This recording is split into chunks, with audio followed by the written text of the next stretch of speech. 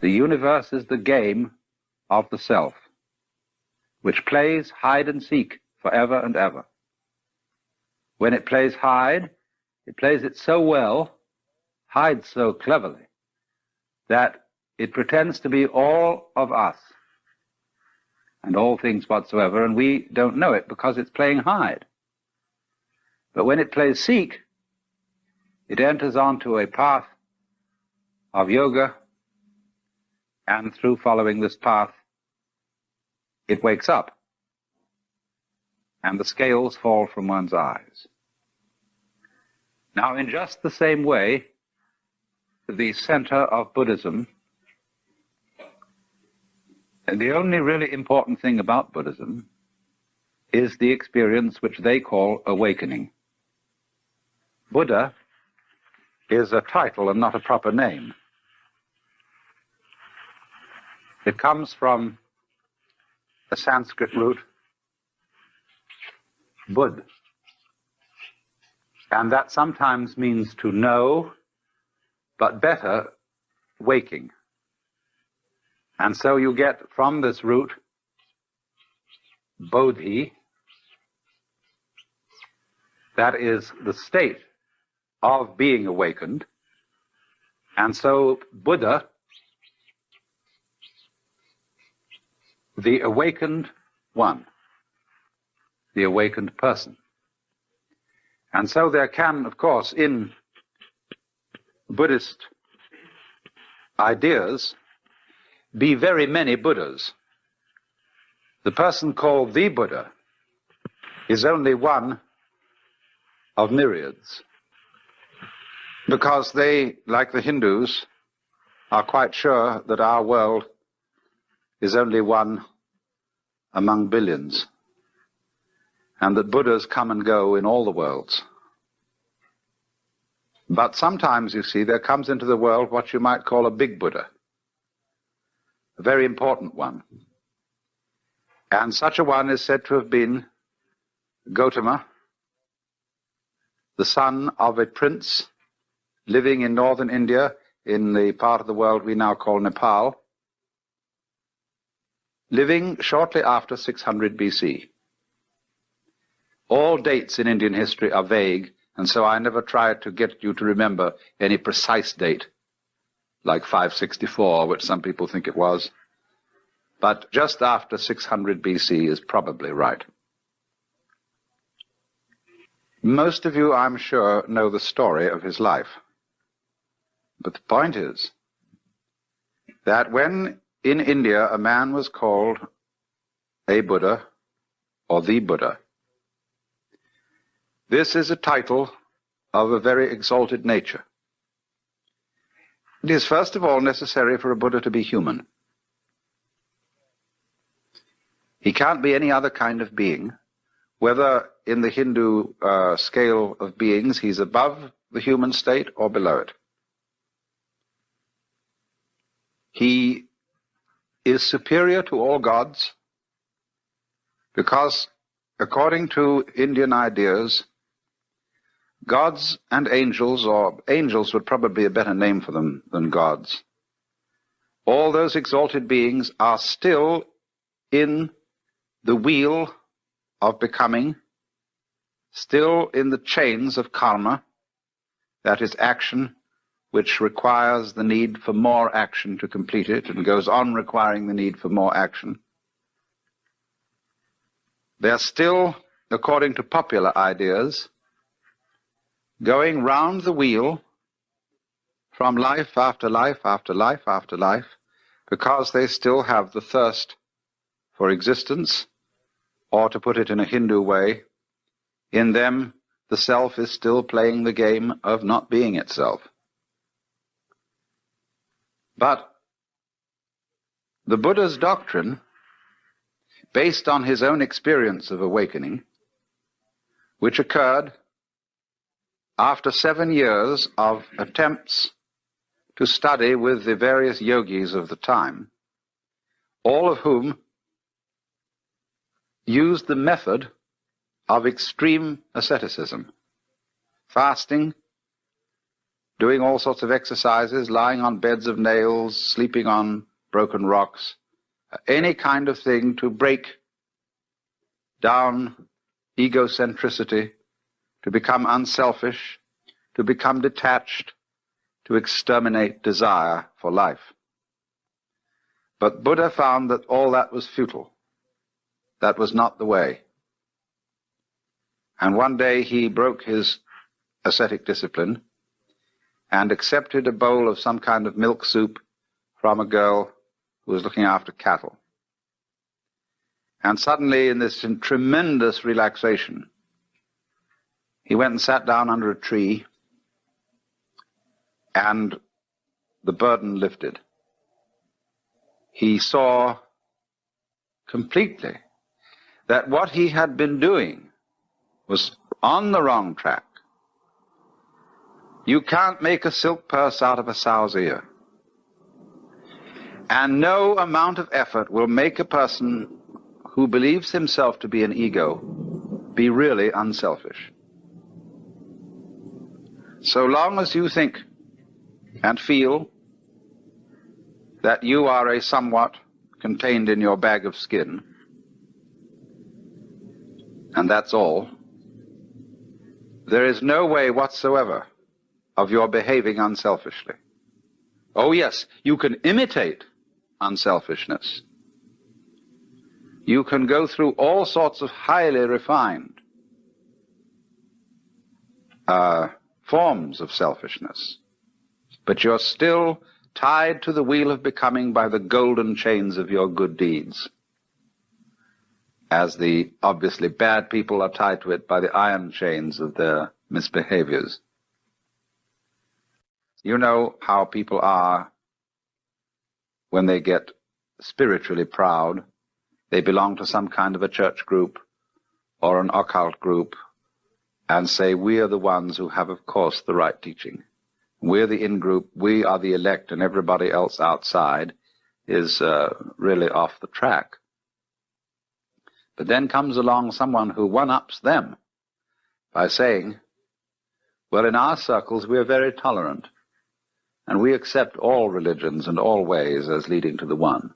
But what they're doing is they're playing the game called, we are more tolerant than you are.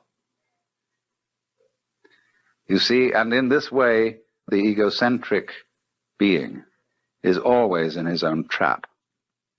So Buddha saw that all his yoga exercises and ascetic disciplines had just been ways of trying to get himself out of the trap in order to save his own skin, in order to find peace for himself. And he realized that that is an impossible thing to do because the motivation ruins the project. He found out then, you see, that there was no trap to get out of except himself. Trap and trapped are one. And when you understand that, there isn't any trap left. I'm going to explain that, of course, more carefully. So, as a result of this experience, he formulated what he calls the Dharma. That is the Sanskrit word for method. You will get a certain confusion when you read books on Buddhism, because they switch between Sanskrit and Pali words. The earliest Buddhist scriptures that we know of are written in the Pali language, and Pali is a softened form of Sanskrit. So that, for example, whereas the doctrine of the Buddha is called in Sanskrit the Dharma, but in Pali, and in many books of Buddhism, you'll find the Buddha's doctrine described as the Dhamma. And so in the same way, karma in Sanskrit becomes in Pali kamma. Buddha remains the same.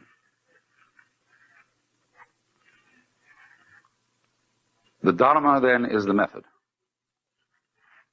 Now, the method of Buddhism, and this is absolutely important to remember, is dialectic.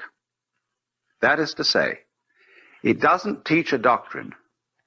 You cannot find anywhere what Buddhism teaches, as you can find out what Christianity or Judaism or Islam teaches. Because all Buddhism is a discourse. And what most people suppose to be its teachings are only the opening stages of the dialogue. So, the concern of Buddha as a young man, the problem he wanted to solve, was the problem of human suffering.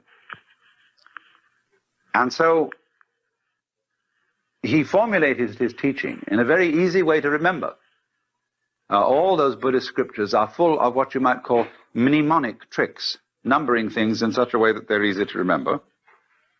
And so he summed up his teaching in the form of what are called the Four Noble Truths. And the first one, which because it was his main concern, was the truth about dukkha. Dukkha, suffering, pain, frustration, chronic dis-ease. It is the opposite of sukha, which means sweet, pleasure, etc. So, insofar as the problem posed in Buddhism is dukkha, I don't want to suffer, and I want to find someone or something that can cure me of suffering. That's the problem.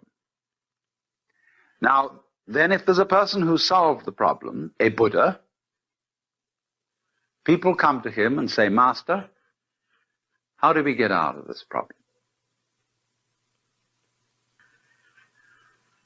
So what he does is to propose certain things to them. First of all, he points out that with dukkha go two other things. These are respectively called anitya, and anatman. Anitya means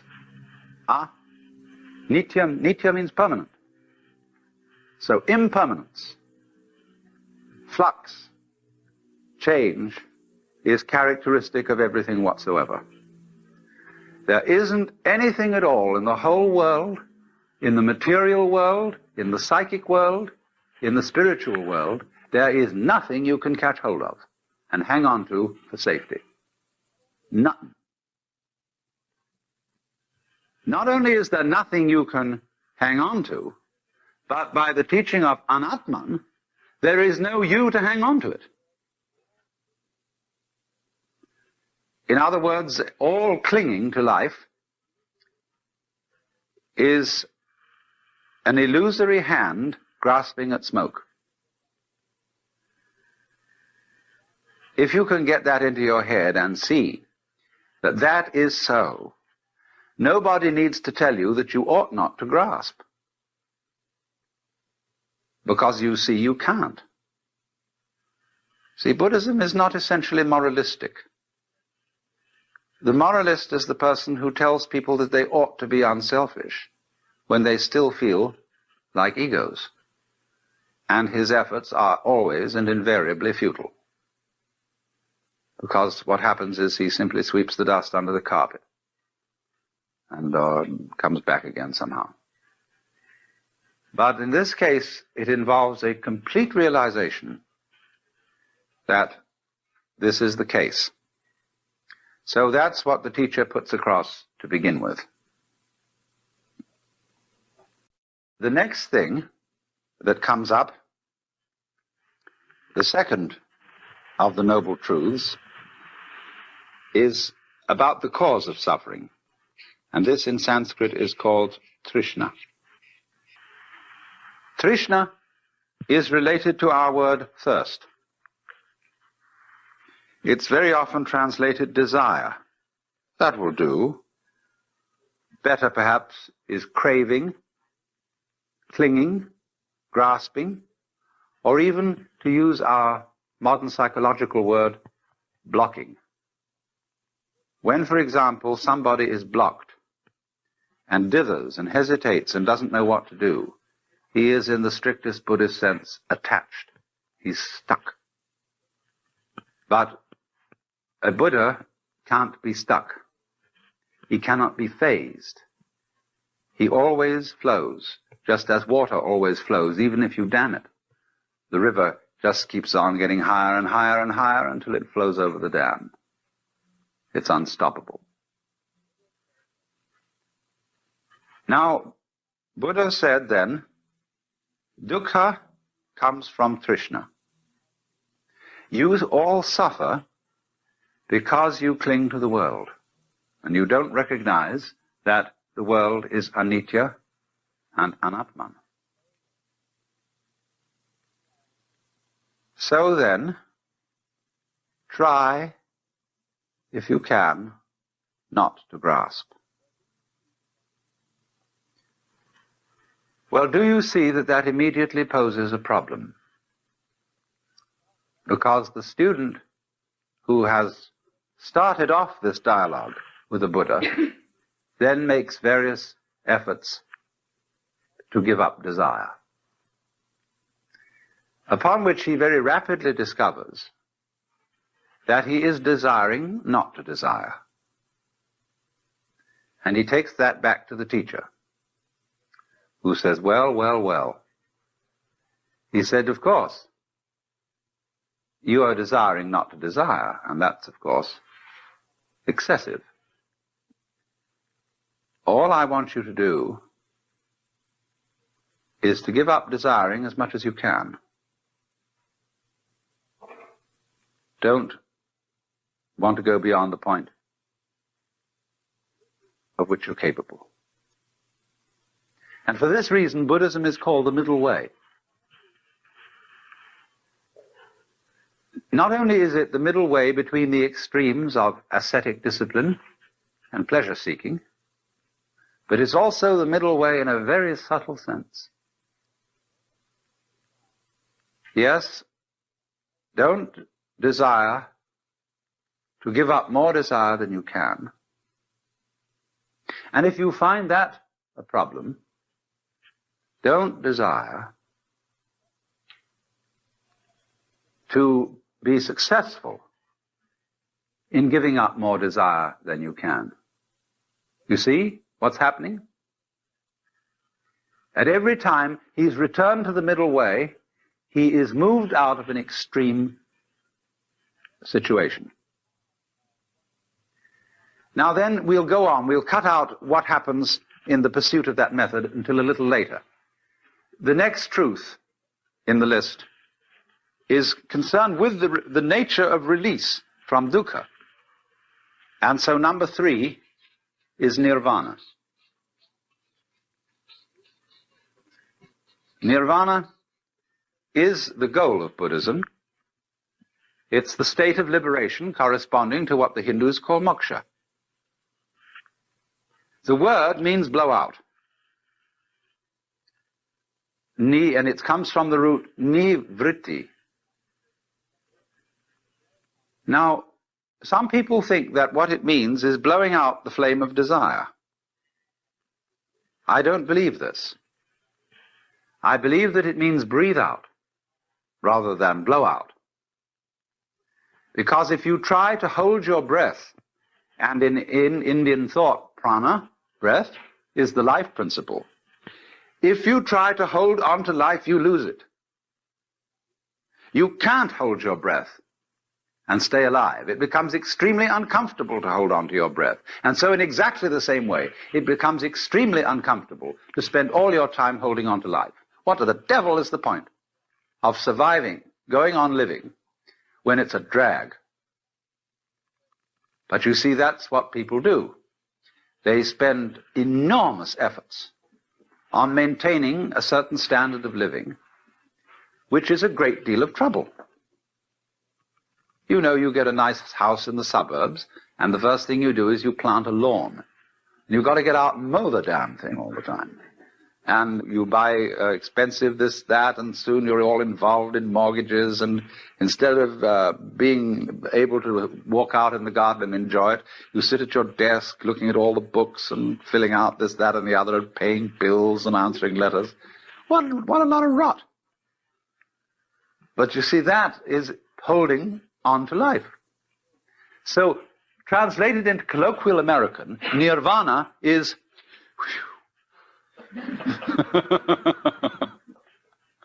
because if you let your breath go, it'll come back. So, nirvana is not annihilation. It's not disappearance into a sort of undifferentiated void. Nirvana is the state of being let go. It is a state of consciousness and a state of, you might call it, being, here and now, in this life. We now come to the most complicated of all. The number 4, marga. Marga in Sanskrit means path. And the Buddha taught an 8-fold path for the realization of nirvana. This always reminds me of a story about Dr. Suzuki, who is a very, very great Buddhist scholar. And many years ago, he was giving a fundamental lecture on Buddhism at the University of Hawaii. And he'd been going through these 4 truths, and he said, fourth noble truth is called a noble eightfold path. First step of noble eightfold path called a shoken. Shoken Japanese mean right view. For Buddhism, fundamentally is right view, right way of viewing this world. Second step of Noble Eightfold Path is, I forget second step, you look it up in the book.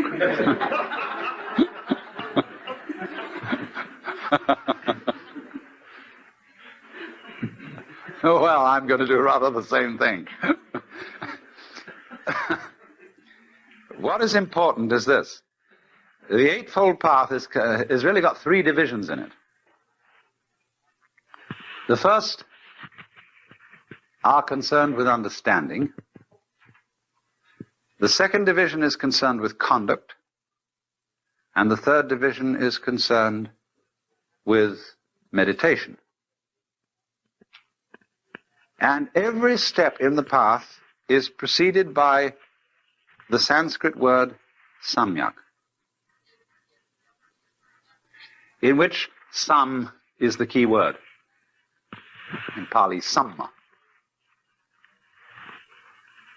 And so the first step, samyak drishti, which means, drishti means a view, a way of looking at things, a vision, an attitude, something like that. But this word samyak is in ordinary texts on Buddhism almost invariably translated right. This is a very bad translation. It does, of course, the word is used in certain contexts in Sanskrit to mean right, correct. But it has other and wider meanings. Sam means, like our word some, which is derived from it, complete, total, all-embracing. It also has the meaning of middle way, representing, as it were, the fulcrum, the center, the point of balance in a totality. Middle-weighed way of looking at things. Middle-weighed way of understanding the Dharma. Middle-weighed way of speech, of conduct, of livelihood, and so on. Now, this is particularly cogent when it comes to Buddhist ideas of behavior. every Buddhist in all the world practically, as a layman, if he's not a monk, undertakes what are called Panchasila, the 5 good conducts. Sila, S-I-L-A, is sometimes translated precept. But it's not a precept because it's not a commandment. The formula, when a Buddhist, these priests, they chant the precepts, Panatipata veramani sikapadang samadhyami. And that means Panatipata. Pana is in Pali, this thing. Prana, life. Tipata, taking away. I promise to abstain from. So the first is that one undertakes not to destroy life. Second, not to take what is not given. Third, this is usually translated, not to commit adultery. It doesn't say anything of the kind. In Sanskrit, kamesu mityahara veramani sikapadam samadhyami. Kamesu mityahara means I undertake the precept to abstain from exploiting my passions. Buddhism has no doctrine about adultery. You may have as many wives as you like. But the point is this. When you're feeling blue and bored, it's not a good idea to have a drink, because you may become dependent on alcohol whenever you feel unhappy. So in the same way, when you're feeling blue and bored, it's not a good idea to say, let's go out and get some chicks and have some sex fun. That's exploiting the passions. But it's not exploiting the passions, you see. When drinking, say, expresses the conviviality and friendship of a group sitting round the dinner table, or when sex expresses the spontaneous delight of 2 people in each other. Then the 4th precept, musavada, to abstain from false speech.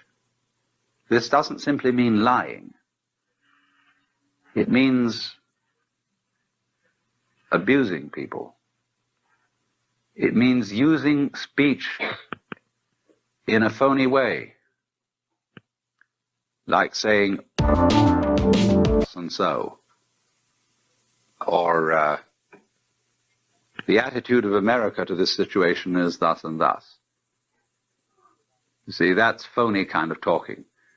Anybody who studies general semantics will be helped in avoiding musavada, false speech. The final precept is a very complicated one, and nobody's quite sure exactly what it means.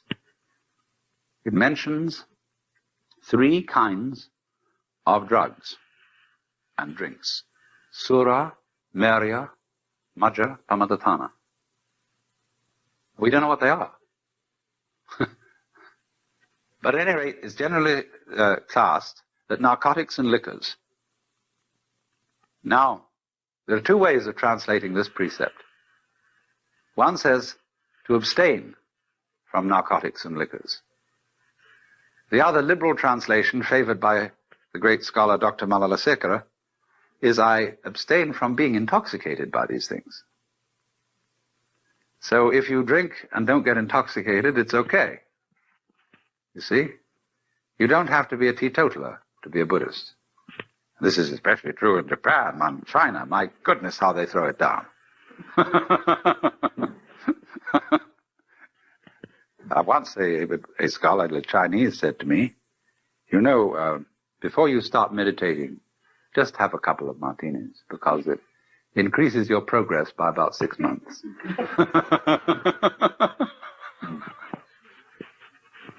Well, now you see, these are, as I say, they are not commandments, their vows. Buddhism has in it no idea of there being a moral law laid down by some kind of cosmic lawgiver. And the reason why these precepts are undertaken is not for a sentimental reason. It is not that you're going to make you into a good person. It is that for anybody interested in the experiments necessary for liberation, these ways of life are expedient. First of all, if you go around killing, you're going to make enemies. And you're going to have to spend a lot of time defending yourself, which will distract you from your yoga. If you go around stealing, likewise, you're going to acquire a heap of stuff and you're going to, again, make enemies. If you exploit your passions, you're going to get a big thrill, but it doesn't last. When you begin to get older, you realize, well, that was fun while we had it, but I haven't really learned very much from it. And now what? Same with speech. Nothing is more confusing to the mind than taking words too seriously. We've seen so many examples of that. And finally, to get intoxicated or narcotized, a narcotic is anything like alcohol or opium, which makes you sleepy. The word narcosis in Greek means narx, is sleep. So if you want to pass your life seeing things through a dim haze, this is not exactly awakening. So then, that's the concern, so much for the conduct side of Buddhism. We come then to the final parts of the Eightfold Path. There are two concluding steps, which are called, well, I explained the word samadhi, but I'll write it here again, smriti, samyak smriti, and samyak samadhi. Smriti means recollection, memory, present-mindedness. Seems rather funny that the same word can mean recollection or memory and present-mindedness. But Smriti is exactly what that wonderful old rascal Gurdjieff meant by self-awareness or self-remembering. Smriti is to have a complete presence of mind. So there is a wonderful meditation called the House That Jack Built meditation. At least that's what I call it. That the Southern Buddhists practice. He walks, and he says to himself, there is a lifting of the foot. There is a lifting of the foot. The next thing he says, there is a perception of the lifting of the foot. And then next he says, there is a tendency towards the perception of the feeling of the lifting of the foot. Then finally he says there is a consciousness of the tendency of the perception of the feeling of the lifting of the foot. And so, with everything that he does, he knows that he does it. He is self-aware. This is tricky. Of course, it's not easy to do. But as you practice this, I'm going to let the cat out of the bag, which I suppose I shouldn't do. But you will find that there are so many things to be aware of at any given moment in what you're doing that at best you only ever pick out one or two of them. That's the first thing you find out. Ordinary conscious awareness is seeing the world with blinkers on. As we say, you can think only of one thing at a time. That's because ordinary consciousness is narrowed consciousness. That's being narrow-minded in the true sense of the word, looking at things that way. Then you find out that, as in the course of going around being aware of what you're doing all the time, what are you doing when you remember? Or when you think about the future? I'm aware that I'm remembering. I'm aware that I'm thinking about the future.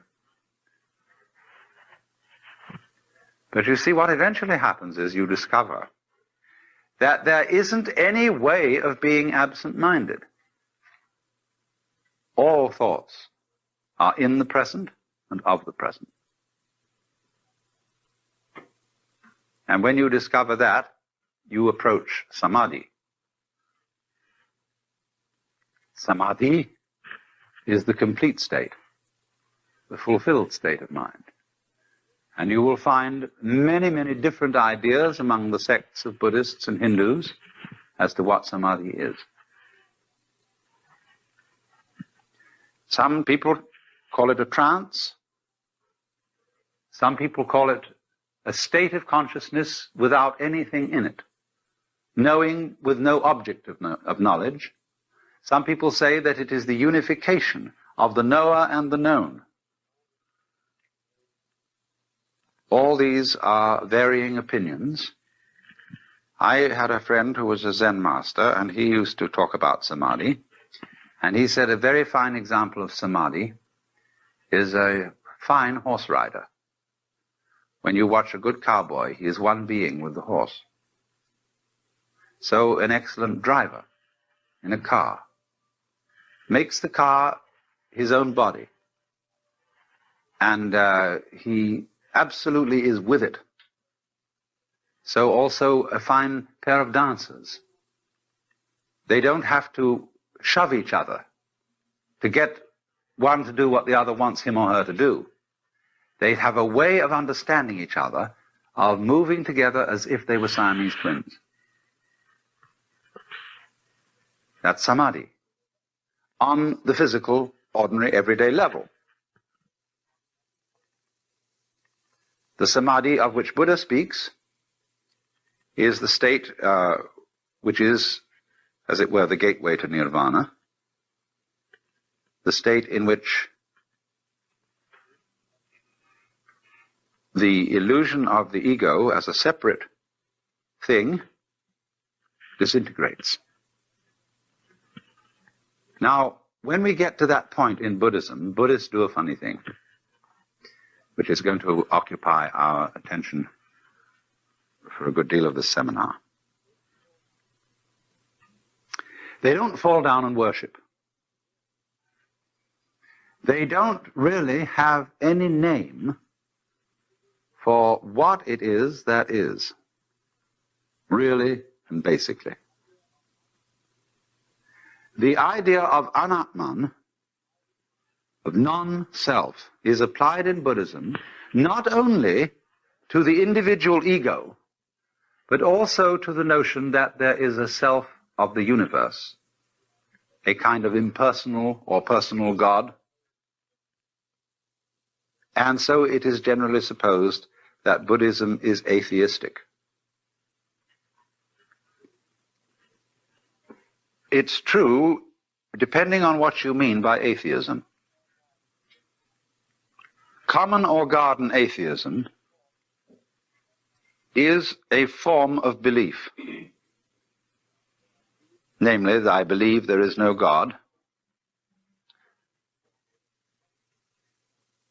The atheist positively denies the existence of any God.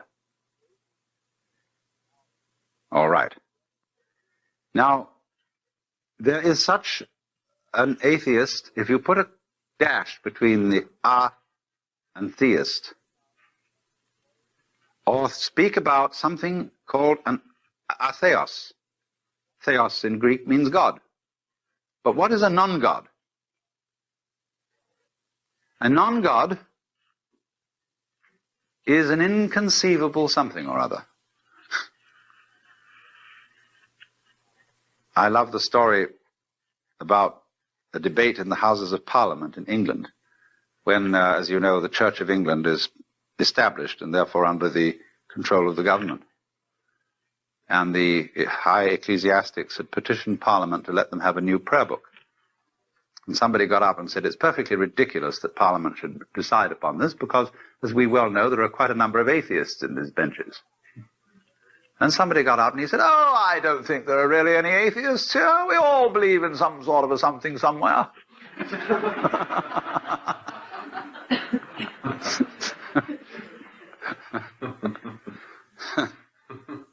Now, again, of course, it isn't that some Buddhism believes in some sort of a something somewhere, and that is to say, in vagueness. Here is the point. If you believe, if you have certain propositions that you want to assert about the ultimate reality, or what Paul Tillich calls the ultimate ground of being, you're talking nonsense. Because you can't say something specific about everything. You see, supposing you wanted to say God has a shape. But if God is all that there is, then God doesn't have any outside, so he can't have a shape. You have to have an outside and space outside it to have a shape. So that's why the Hebrews, too, are against people making images of God. But nonetheless, Jews and Christians persistently make images of God, not necessarily in pictures and statues, but they make images in their minds. And those are much more insidious images. Buddhism is not saying that the self, capital S, the great Atman, or whatnot, it isn't denying that the experience which corresponds to these words is realizable. What it is saying is that if you make conceptions and doctrines about these things, you are liable to become attached to them.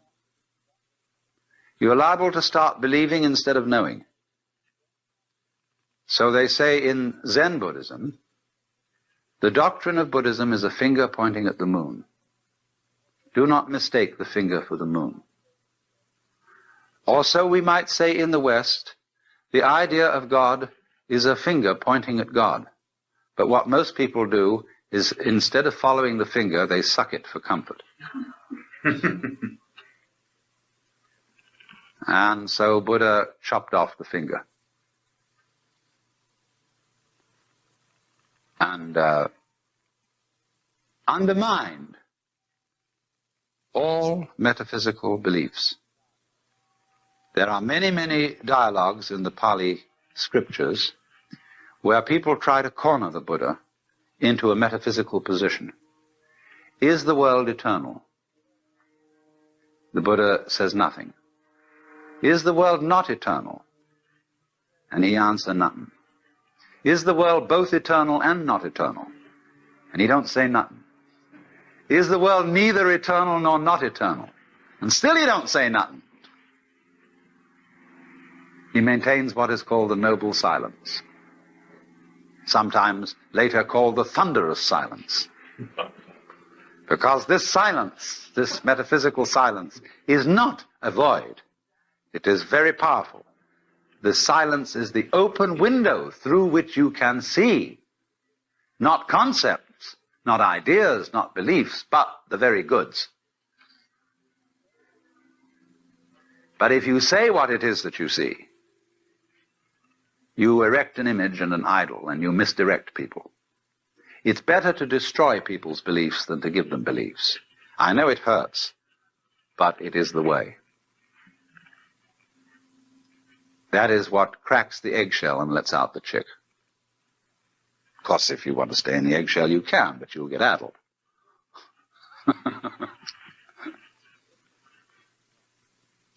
This, then, you see, is why Buddhism is in dialogue form.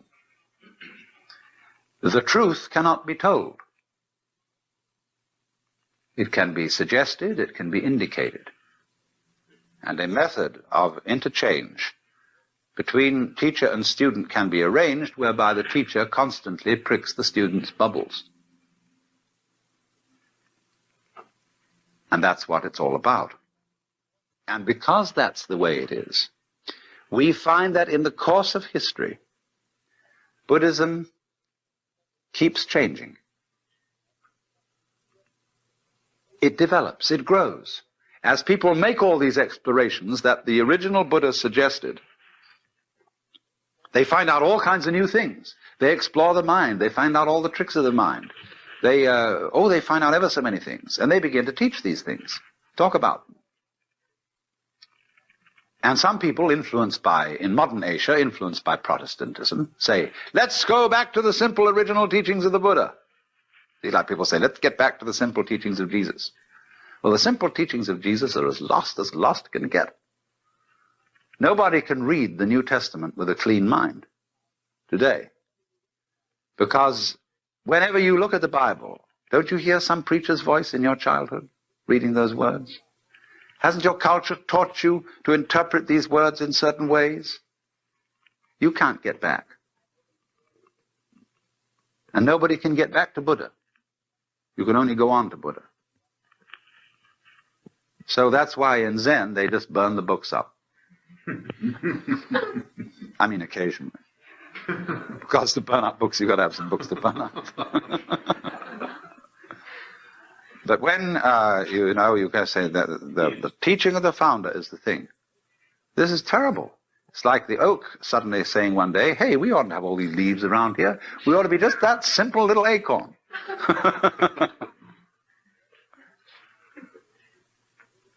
Now, a living tradition grows. But what it does is this. As it grows, say it grew from a seed, an acorn, keeps dropping off new acorns. You don't go back to the old acorn, you get a new one. And that becomes a new seed for another tree. This is fine. Now, let me just warn you. The scholarly study of Buddhism is a magnum opus beyond belief. There are two collections of Buddhist canonical scriptures. One is in Pali. The other was originally in Sanskrit, but we don't have a complete collection of it in Sanskrit. We have these collections in Tibetan and Chinese. Bigger than the Encyclopedia Britannica, as a matter of fact. So it's a formidable enterprise to get into the Buddhist scriptures, and what's more, most of them are unbelievably boring. They were written by monks with plenty of time to pass on wet afternoons during the monsoon. And they repeat, and they elaborate, and they are full of kind of preparatory. You know how in the silly trick in radio they have of giving a fanfare to introduce the program. So in the same way, these scriptures have fanfares in which all sorts of Buddhas are introduced, and beings, and they're all described, and where they were assembled, and how many of them there were, and where they were sitting, and what kind of bows they made, and all this jazz. And then finally a few pearls of wisdom are dropped by the Buddha, or else they sometimes go on for pages and pages of actually very, very subtle and very profound discourse that is not dull if you have a penchant for that kind of thing. But I warn you, don't try too hard to read the Buddhist scriptures. It's all right to read the Dhammapada, which are sayings of the Buddha. It's all right to read the Diamond Sutra. It's all right even to read the Surangama Sutra or the Lankavatara. But when you get mixed up with the larger Prajnaparamita and all those things, you're in deep water. So you see, from time to time, Buddhists get tired of the scriptures. Actually, they keep them in a revolving bookcase in some monasteries. Think about so high, so wide, revolve. And instead of reading all this stuff, you're supposed to be able to acquire as much merit as you would from reading it all by twirling the bookcase round once. In Zen monasteries, They have an annual ceremony for reading the scriptures, but they are printed like an accordion. In other words, the pages are connected to each other zigzag. And then they have board on the back and the front, so that you can pick one up and go like that, you know, like a slinky moves. And so each monk is assigned a pile of the volumes. This happens once a year. And they all chant sections of the scripture, but very often each monk chants a different one. And while they're doing this, they pick up a volume and go click and put it down on the other side. Pick up the next one, click. And this is the annual reading of the scriptures. There's a wonderful picture of this being done in Suzuki's book, The Training of the Zen Buddhist Monk. So you see, Buddhists are funny about scriptures. They don't treat them the way Christians treat the Bible. They respect them. They occasionally read them. But they feel that the written word, is purely incidental. It is not the point. And indeed, it can be a very serious obstacle. Zhuangzi, a Taoist sage, once said, just as a dog is not considered a good dog just for being a good barker, a man is not considered a good man just for being a good talker. So we have to watch out for the traps of words. You must understand, as one of the fundamental points of Buddhism, the idea of the world as being in flux. I gave you the Sanskrit word anitya as one of the characteristics of being, emphasized by the Buddha along with anatman, the unreality of a permanent self, and dukkha, the sense of frustration. Dukkha really arises from a person's failure to accept the other two characteristics, lack of permanent self and change. You see, in Buddhism, the feeling that we have of an enduring organism, I meet you today and I see you, and then tomorrow I meet you again and you look pretty much as you looked yesterday, and so I consider that you're the same person. But you aren't. It's not really.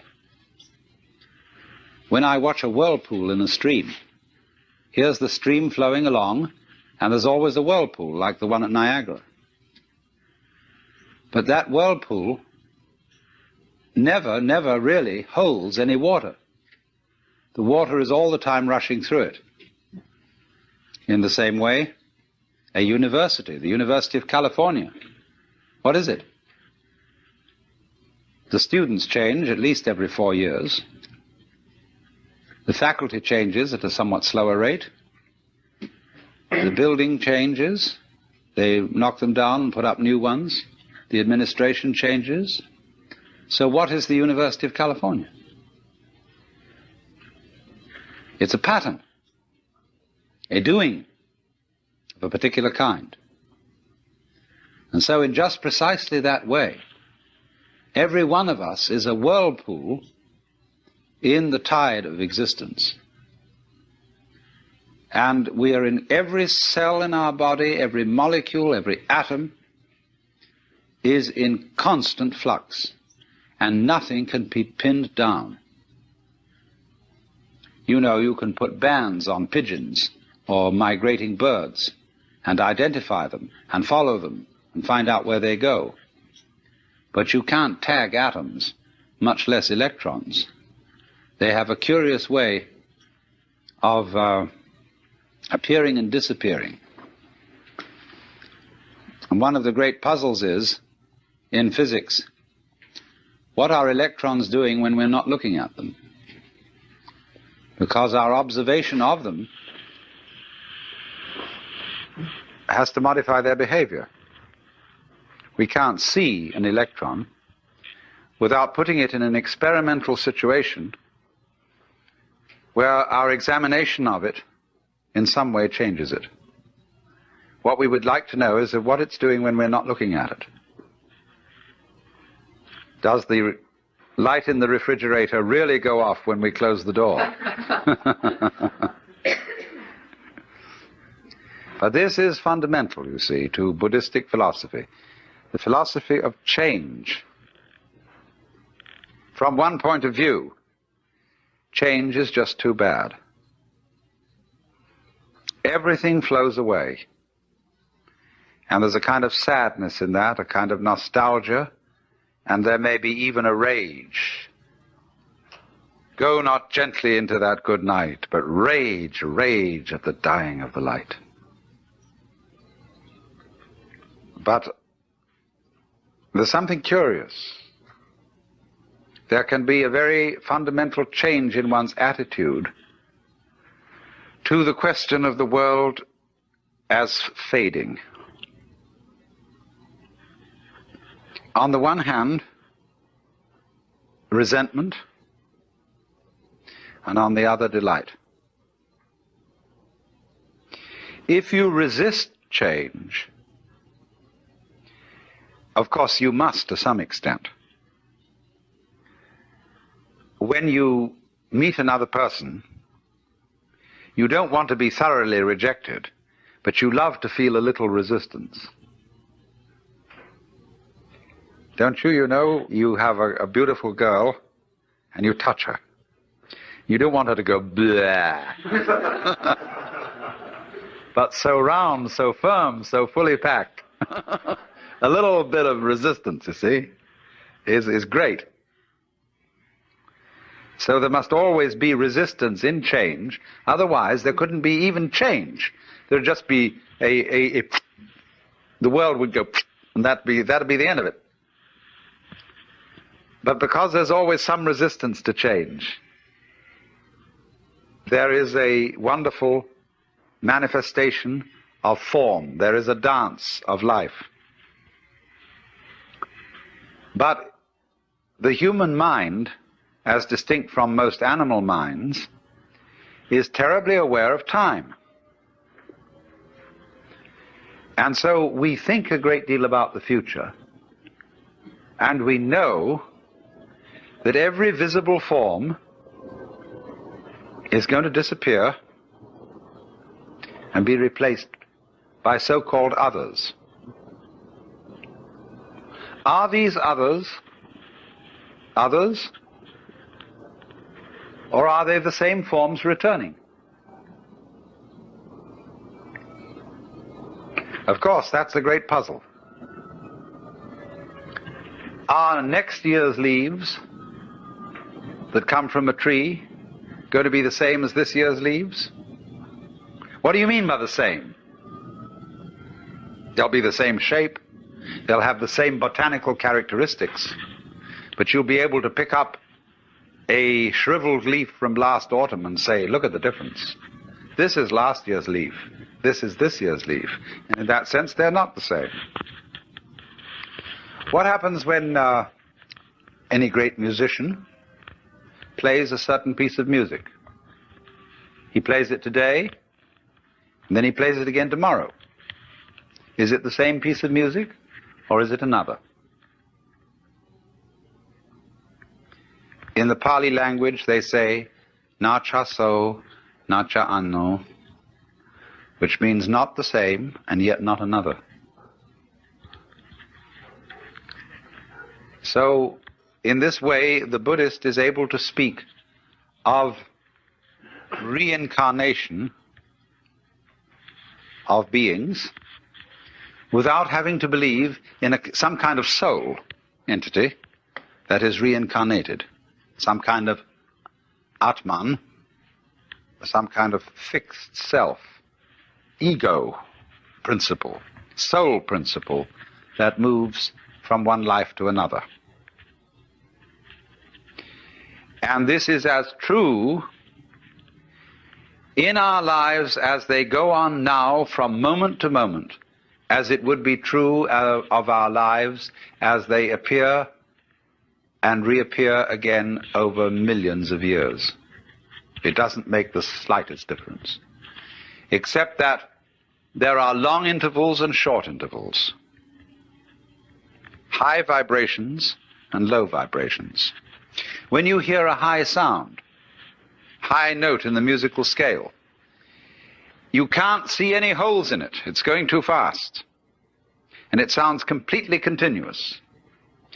But when you get the lowest audible notes that one can hear on an organ, you feel the shaking.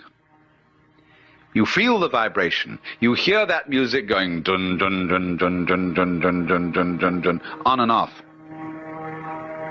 So in the same way, as we live now from day to day, we experience ourselves living at a high rate of vibration, and we appear to be continuous, although there is the rhythm of waking and sleeping. But the rhythm that runs from generation to generation and from life to life is much slower, and so we notice the gaps. We don't notice the gaps when the rhythm is fast. So we are living, as it were, on many, many levels of rhythm.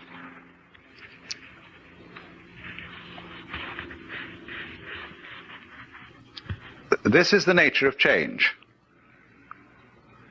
If you resist it, you have dukkha, you have frustration and suffering.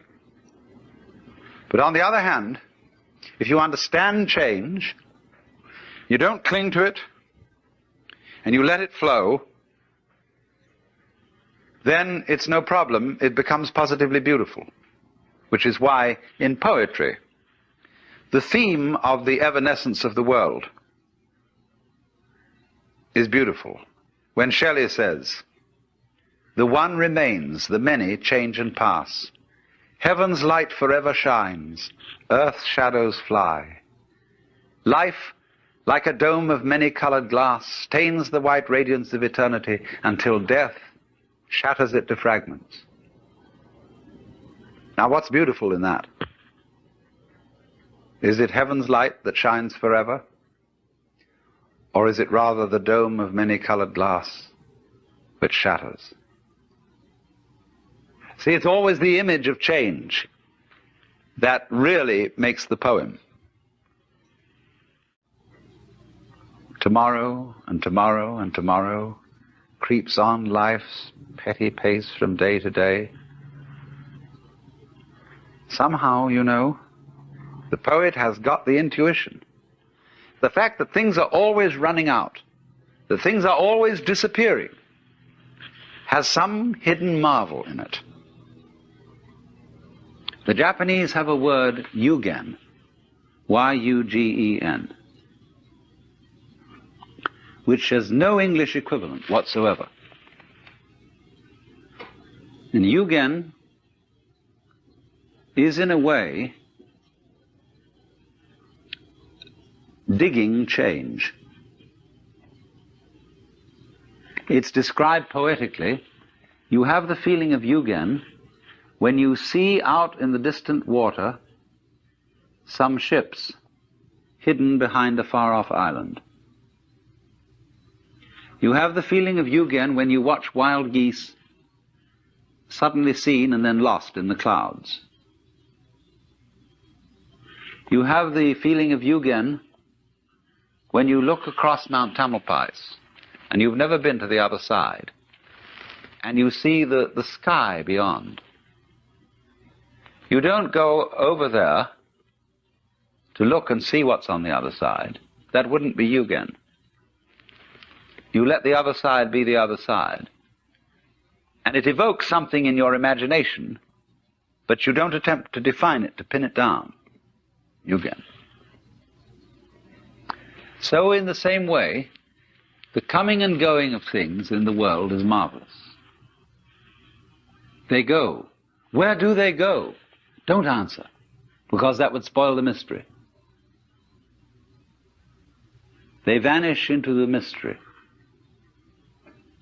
But if you try to pursue them, you've destroyed yugen.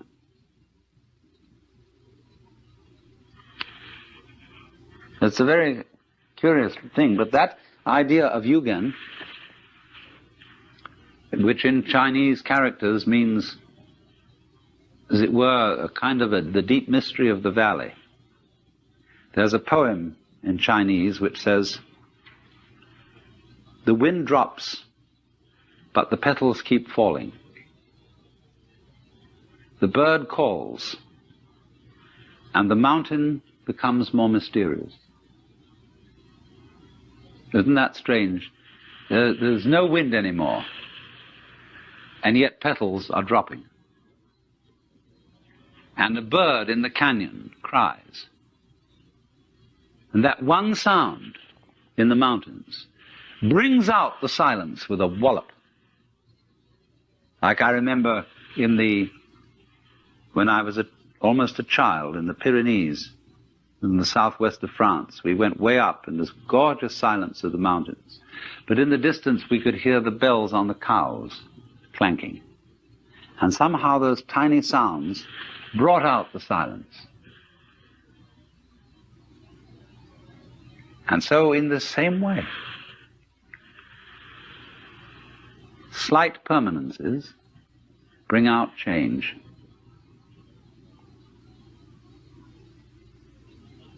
And they give you this very strange sense. Yugen, the mystery of change. You know, in Eliot's poem, The Four Quartets, where he says, "The dark, dark, dark, they all go into the dark. Distinguished families, members of the book of the director of directors, everybody, they all go into the dark."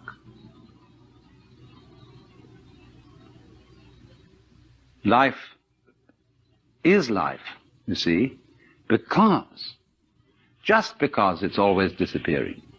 Supposing suddenly, by some kind of diabolical magic, I could say zit, and every one of you would stay the same age forever.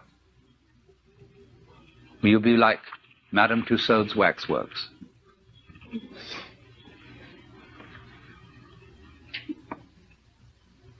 You'd be awful.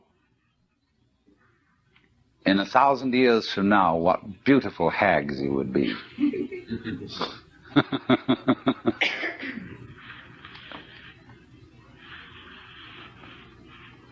So, the trouble is that we have one-sided minds. And we notice the wave of life when it is at its peak or crest.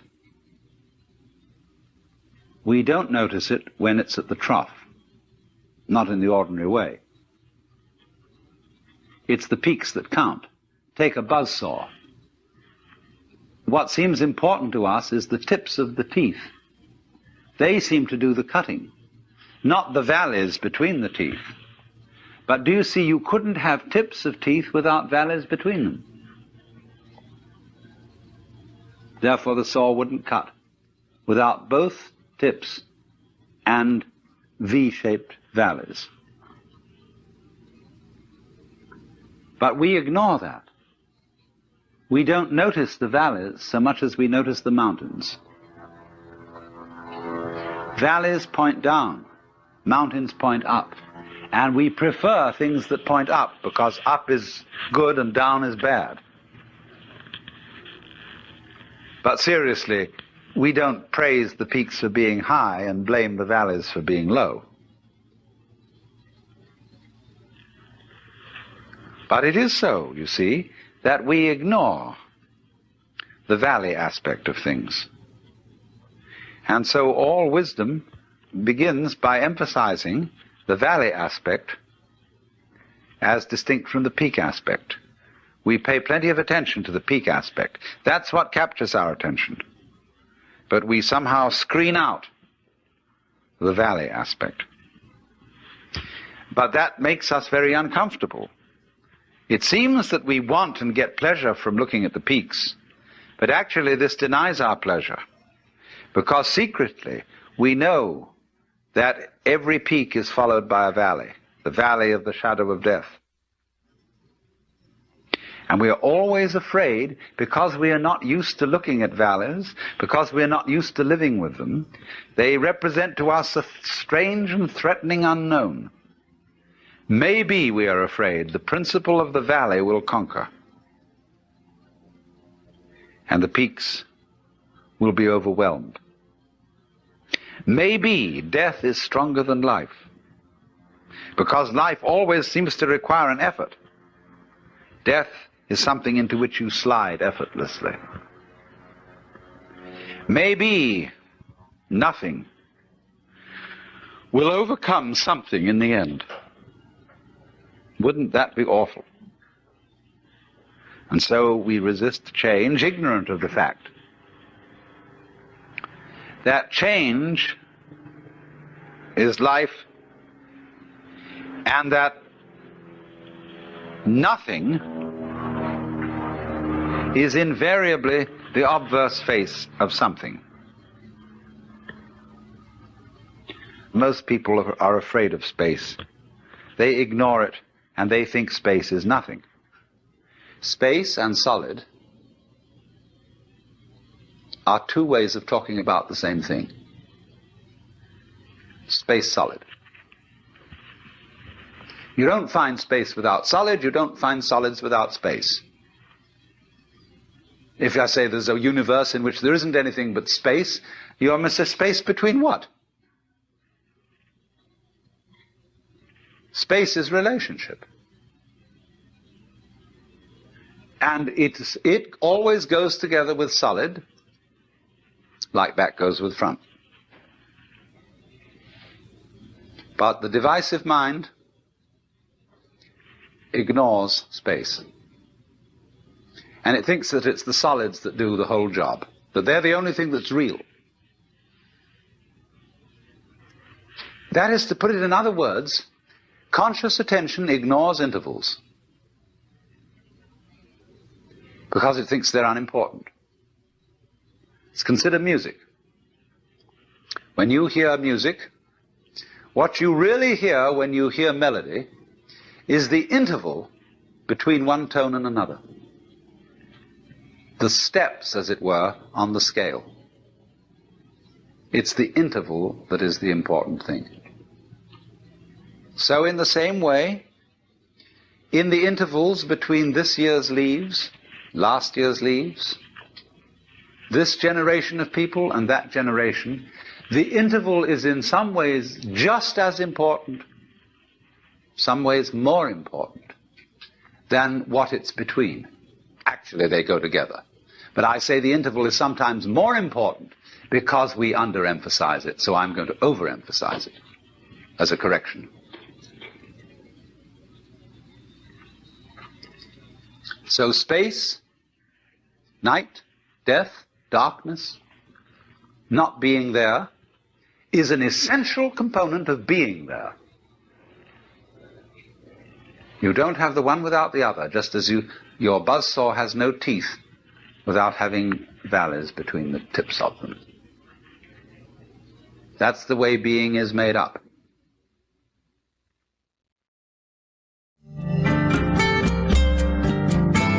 This concludes session 11 of Out of Your Mind, Essential Listening from the Alan Watts Audio Archives. Our program continues with session 12.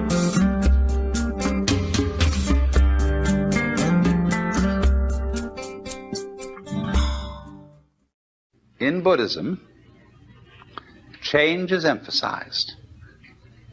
First, to unsettle people who think that they can achieve permanence by hanging on to life. And it seems that the preacher is wagging his finger at them and saying, you know, like the Scotch preacher one day saying to Sunday congregation, preaching on the text, vanity of vanities, all is vanity. And what about the rich food you put into your mouths? 'Tis vanity. And the fine raiment you put on your backs? 'Tis vanity. And all your playing around, going to golf instead of coming to the kirk of the Sabbath? 'Tis vanity. And you'll be spending all your lives devoted to vanity. And the last day will come, the day of your death, and because you've devoted your life to vanity, you'll go down to the burning, fiery, brimstone pits of hell. And there you'll look up and say unto the Lord, "Oh, Lord, I didn't know it. Oh, Lord, I wouldn't have devoted my life to vanity if I'd known it. Oh, Lord." And the Lord, he'll look down, and he'll say unto you, out of his infinite mercy, "Well, you know it now."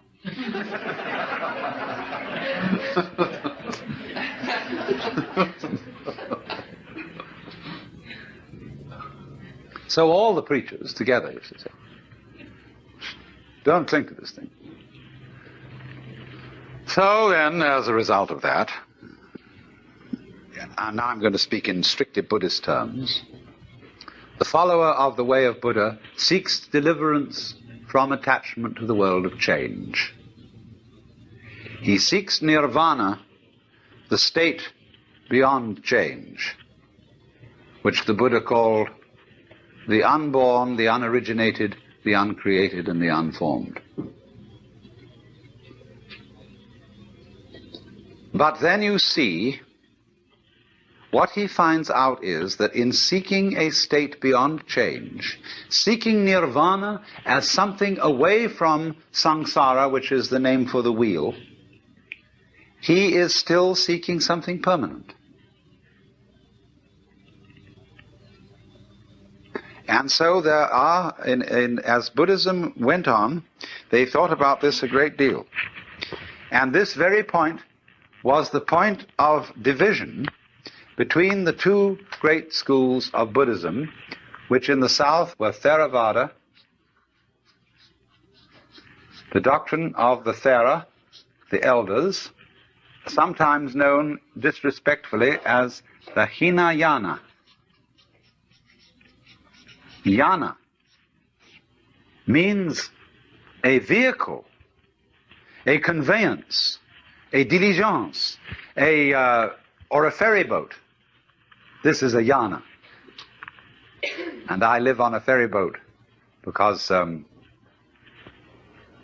that's my job. Then there is the other school of Buddhism called the Mahayana. Maha means great.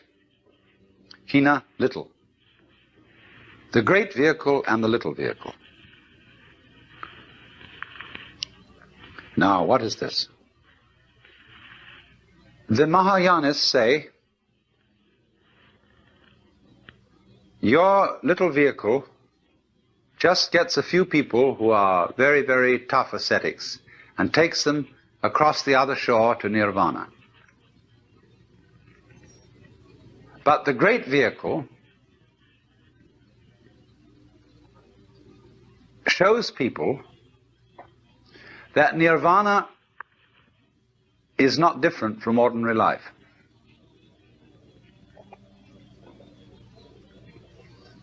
So that when you have reached nirvana,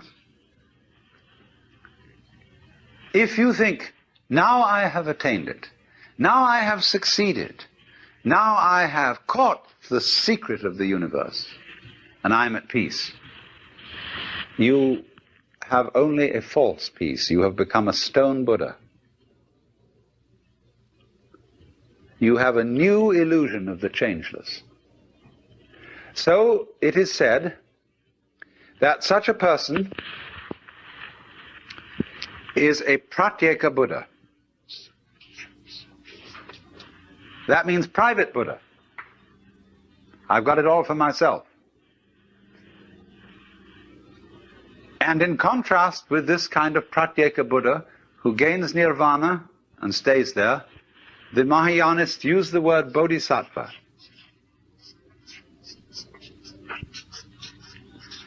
Sattva means essential principle, bodhi, awakening.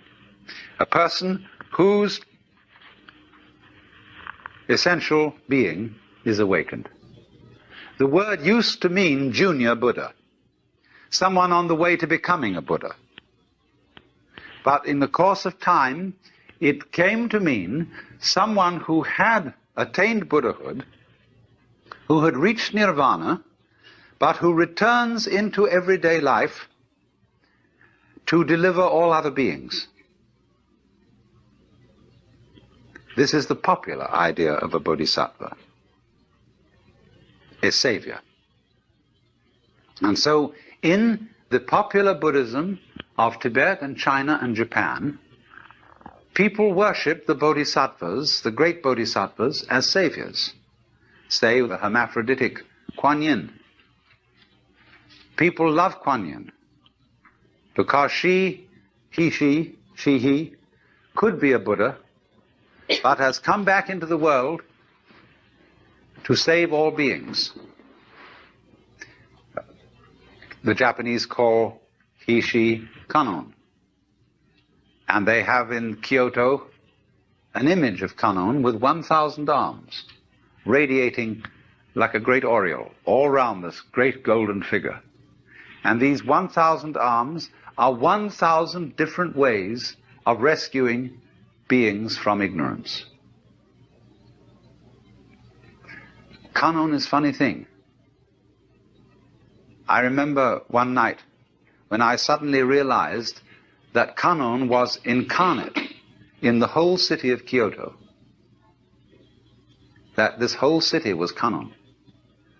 That the police department, the taxi drivers, the fire department, the mayor and corporation, the shopkeepers, insofar as this whole city was a collaborate effort to sustain human life, however bungling, however inefficient, however corrupt, it was still a manifestation of Kannon,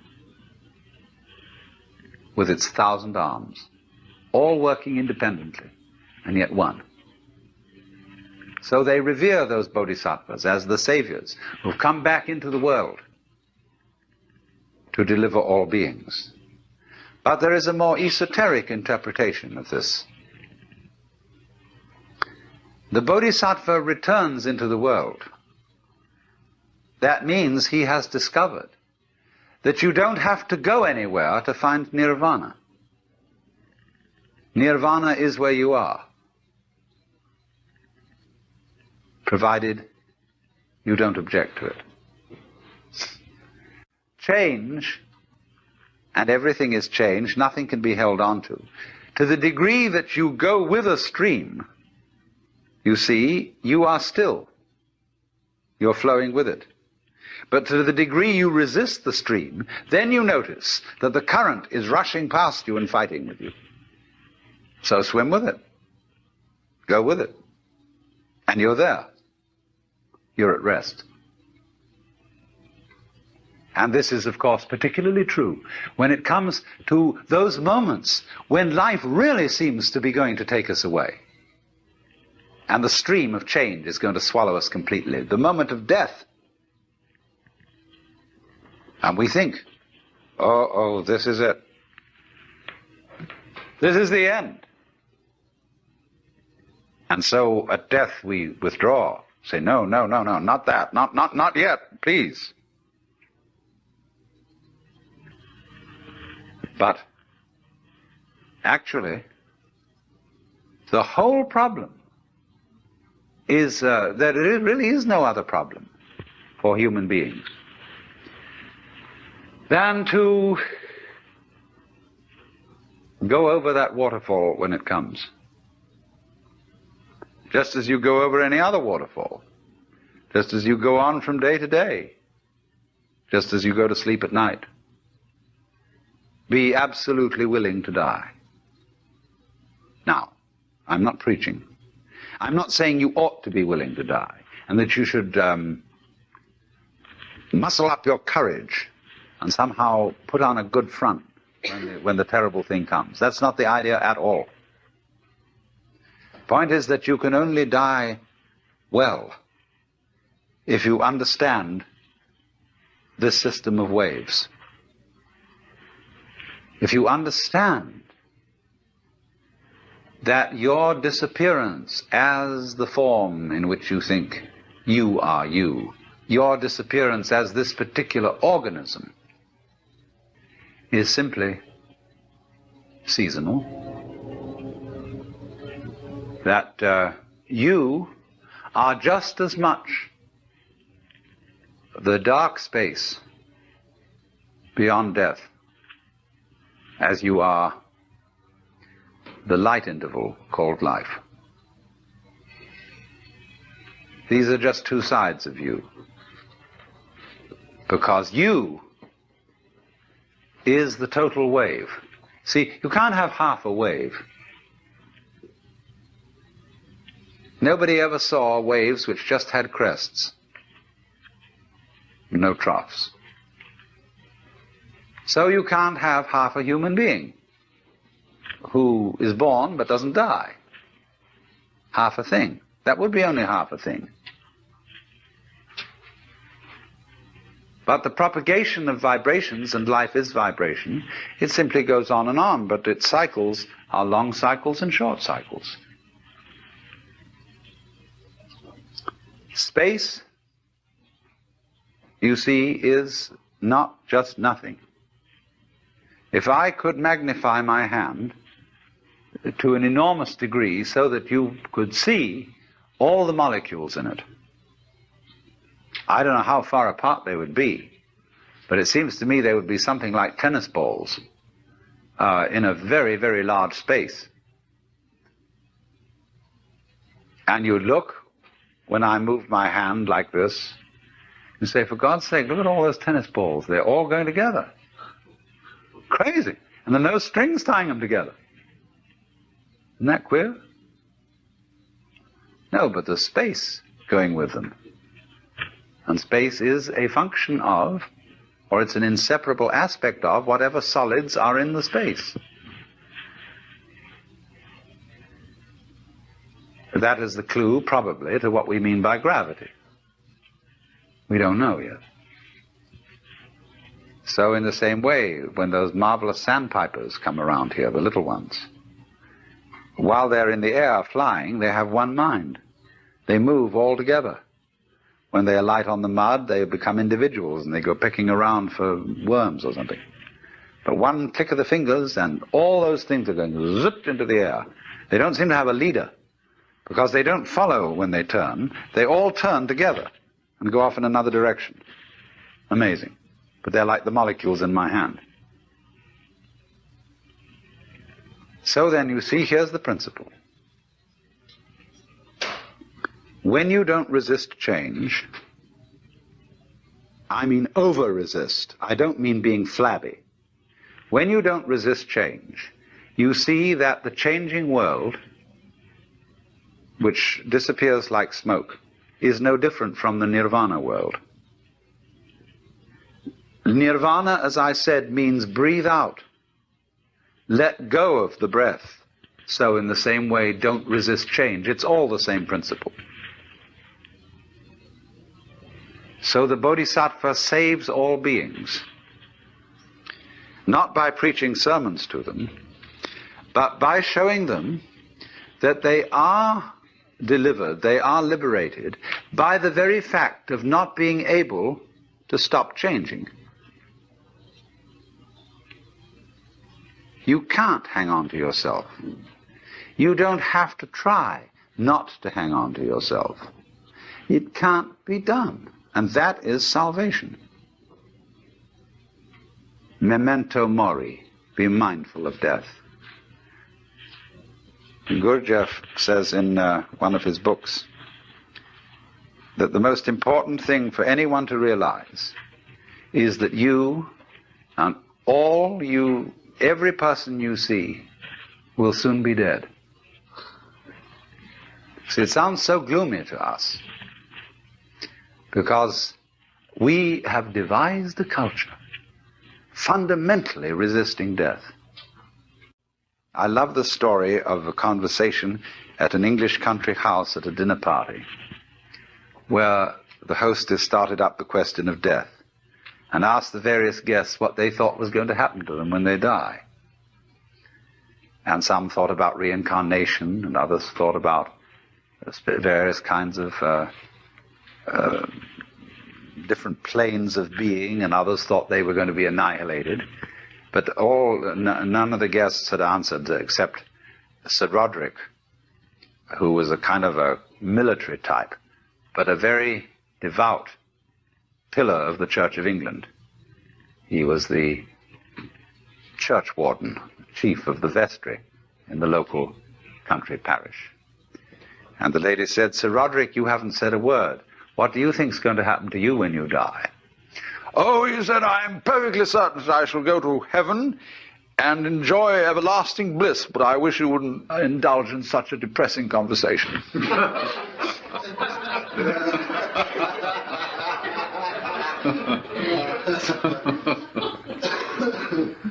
That's true, isn't it?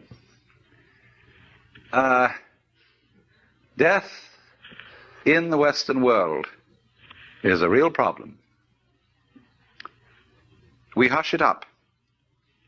We pretend it hasn't happened. Our morticians, who are very smart commercial operators, know exactly what's expected of them. And they make death just awful by pretending it doesn't happen. See what happens. You go to a hospital and you're at the end. You've got terminal cancer. And all your friends come around and they wear false smiles and they say, "Cheer up, you'll be all right. In a few days from now, you'll be back home and we'll go out for a picnic again." The doctors have their bedside man. You see, a doctor is absolutely helpless with a terminal case because a doctor's, by social definition, a healer. And he's not allowed to help you die. He's out of role. Even though, I mean, he may sneak behind the rules and do it, but he's got to heal you. So he's going to keep you indefinitely on the end of tubes and all kinds of things, while there's a certain grave demeanor to all this, and all the nurses are so pleasant and so totally distant because they know this is death. And they mayn't be frank with you. That's why they feel distant. It's not that they're not concerned. It's not that they're heartless people, but that they just don't know how to be frank, like lots of people when they meet a drunk. They don't know what to do with a drunk because he's not behaving right. And so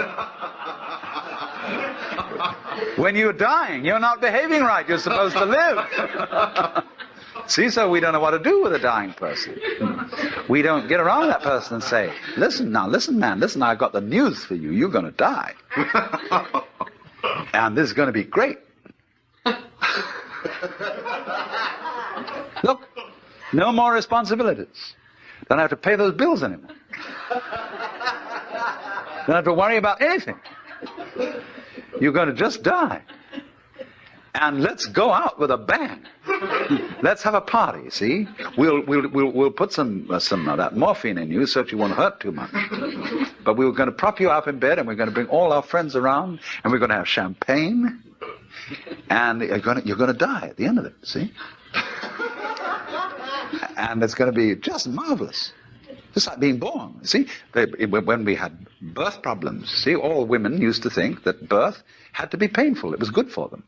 It was one of the things you had to suffer because you'd been screwing around with people, and therefore you had to have a child, and it's got to hurt. And then the doctors got together and they scratched their heads, and the man called Grantley Dick Reed said, "No, birth doesn't hurt. It's natural." All we've got to do is to talk these women into the idea that it doesn't hurt, that all these so-called pains are just tensions, and that birth is great. It's not a disease. It's not really something you ought to go to hospital for, because you associate hospitals with diseases and sickness. Birth isn't sickness. All right, now let's do some new thinking. What about death? Is death sickness? Or is it a healthy, natural event like being born? Of course it is. So, I mean, a little change in social attitude about this will fortify everybody else. I mean, if I'm alone and all my relatives are going, and kind of pretending to me, it's going to be hard for me. I've got to challenge the whole bunch of them and get my dander up and say, "Listen, damn you, I don't want all this thing around here. You've got to take a different attitude about my death." Well, that's hard. But if everybody helps me, and we do, we're all one body, if they all come around and say, "Congratulations, you're going to die." Liberation. Liberation now, you see. Because just before you die, I mean, look, I know very well a skillful priest handling a person dying can do this for them. But he has to talk very, very, very straight. And he has to say, listen, these doctors, don't you pay any attention to them. They're trying to amuse you and deceive you. You're going to die. This isn't terrible. But it's just going to be the end of you as a system of memories. And so you've got a great chance right now, before it happens, to let go of everything. Because you know it's going to go, and it is going to help you. It's going to help you let go of everything.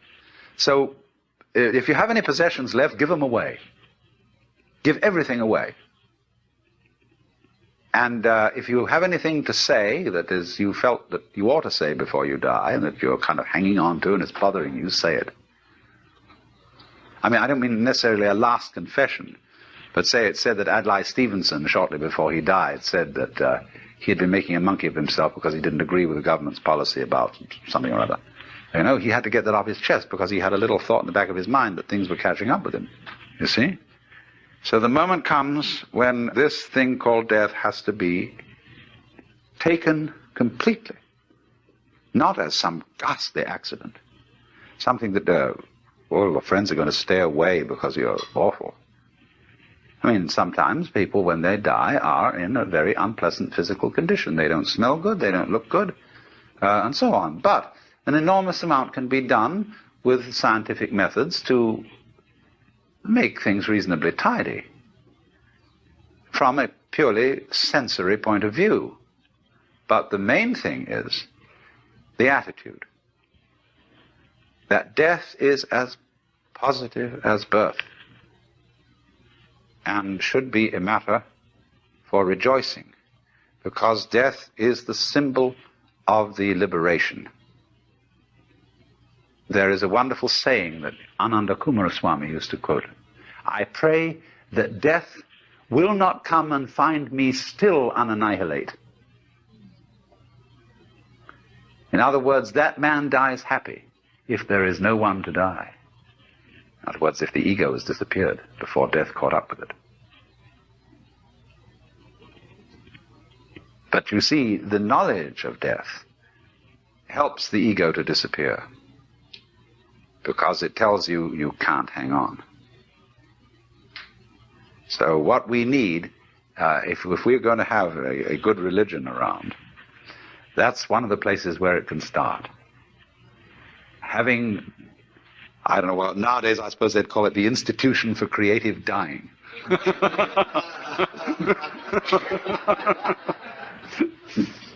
But something like that. And you can have one department where you can have champagne cocktail party to die with, another department where you can have glorious religious rituals and priests and things like that, another department where you can have psychedelic drugs, another department where you can have special kinds of music, anything, you know. All these arrangements will be provided for in a hospital for delightful dying. But that's the thing, to go out with a bang instead of a whimper. I was talking a great deal yesterday afternoon about the Buddhist attitude to change, to death, to the transience of the world, and was showing that preachers of all kinds stir people up in the beginning by alarming them about change. That's like somebody, you know, actually raising an alarm, just in the same way as if I want to pay you a visit, I ring the doorbell. And then we can come in and I don't need to raise an alarm anymore. So in the same way, it sounds terrible, you see, that everything is going to die and pass away, and here you are, thinking that happiness, sanity, and security consist in clinging on to things which can't be clung to, and in any case there isn't anybody to cling to them. And the whole thing is the weaving of smoke. So, that's the initial standpoint. But, as soon as you really discover this, and you stop clinging to change, then everything is quite different. It becomes amazing. And not only do all your senses become more wide awake, not only do you feel almost that you're walking on air, but you see, finally, that there is no duality, no difference between the ordinary world and the nirvana world. They're the same world, but what makes the difference is the point of view. And of course, if you keep identifying yourself with some sort of stable entity that sits and watches the world go by, you don't acknowledge your union, your inseparability from everything else that there is.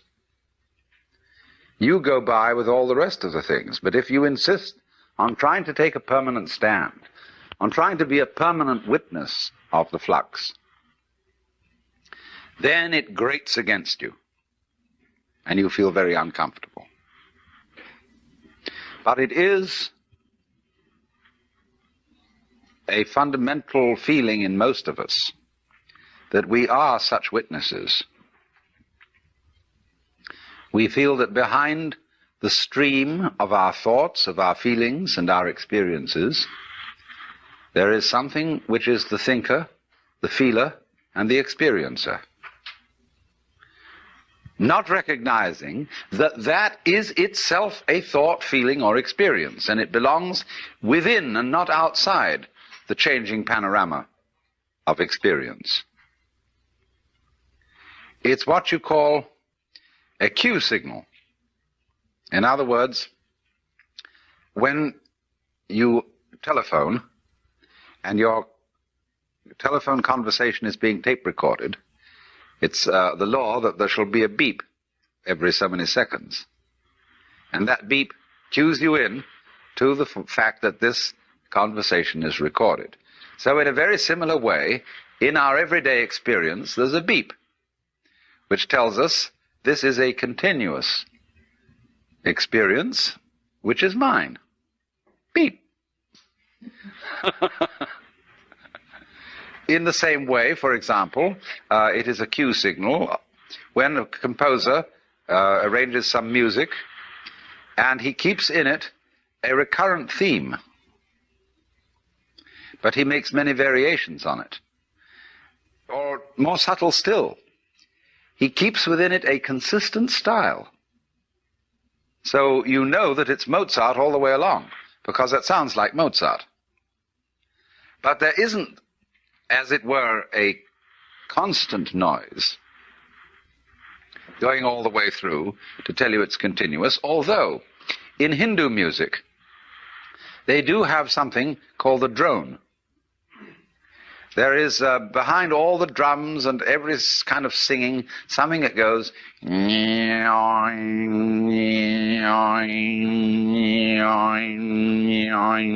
it always sounds the note which is the tonic of the scale being used. But in Hindu music, that drone represents the eternal self, the Brahman, behind all the changing forms of nature. But that's only a symbol. And to find out what is eternal, you can't make an image of it, you can't hold on to it. And so it's psychologically more conducive to liberation to remember that the thinker or the feeler or the experiencer and the experiences are all together. They're all one. But if out of anxiety you try to stabilize, keep permanent the separate observer, you are in for conflict. Of course, the separate observer, the thinker of the thoughts, is an abstraction which we create out of memory. We think of the self, the ego, rather, as a repository of memories, a kind of safety deposit box or record or filing cabinet place where all our experiences are stored. Now, that's not a very good idea. It's more that memory is a dynamic system, not a storage system. It's a repetition of rhythms. And these rhythms are all part and parcel of the ongoing flow of present experience. In other words, first of all, how do you distinguish between something known now and a memory? Actually, you don't know anything at all until you remember it. Because if something happens that is purely instantaneous, if a light flashes, or to be more accurate, if there is a flash lasting only 1/1,000,000th of a second, you probably wouldn't really experience it, because it wouldn't give you enough time to remember it. We say in customary speech, well, it has to make an impression. So in a way, all present knowledge is memory, because you look at something and for a while the rods and cones in your retina respond to that, and they do their stuff, jiggle, jiggle, jiggle. It's all vibration. And so as you look at things, they set up a series of echoes in your brain. And these echoes keep reverberating, because the brain is very complicated. First of all, everything you know is remembered, but there is a way in which we distinguish between seeing somebody here now and the memory of having seen somebody else who is not here now, but whom you did see in the past, and you know perfectly well when you remember that other person's face, it's not an experience of the person being here. How is this? Because memory signals have a different cue attached to them than present time signals. They come on a different kind of vibration. Sometimes, however, the wiring gets mixed up and present experiences come to us with a memory cue attached to them. And then we have what is called a déjà vu experience. We are quite sure we've experienced this thing before. But the problem is that we don't see, don't ordinarily recognize, is that although memory is a series of signals with a special kind of cue attached to them so that we don't confuse them with present experience, they are actually all part of the same thing as present experience. They are all part of this constantly flowing life process, and there is no separate witness standing aside from the process, watching it go by. You're all involved in it.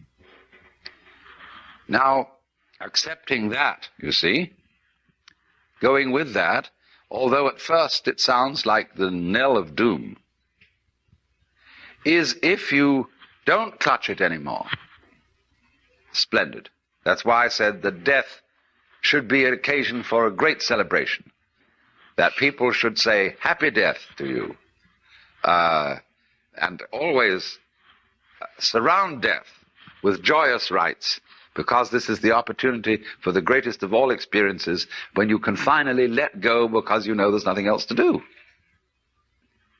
There was a kamikaze pilot who escaped because his plane that he was flying at an American aircraft carrier went wrong, and he landed in the water instead of hitting the plane, so he survived.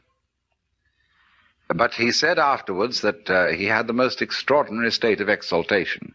It wasn't a kind of patriotic ecstasy, but the very thought that in a moment he would cease to exist, that he would just be gone, for some mysterious reason that he couldn't understand, made him feel absolutely like a god.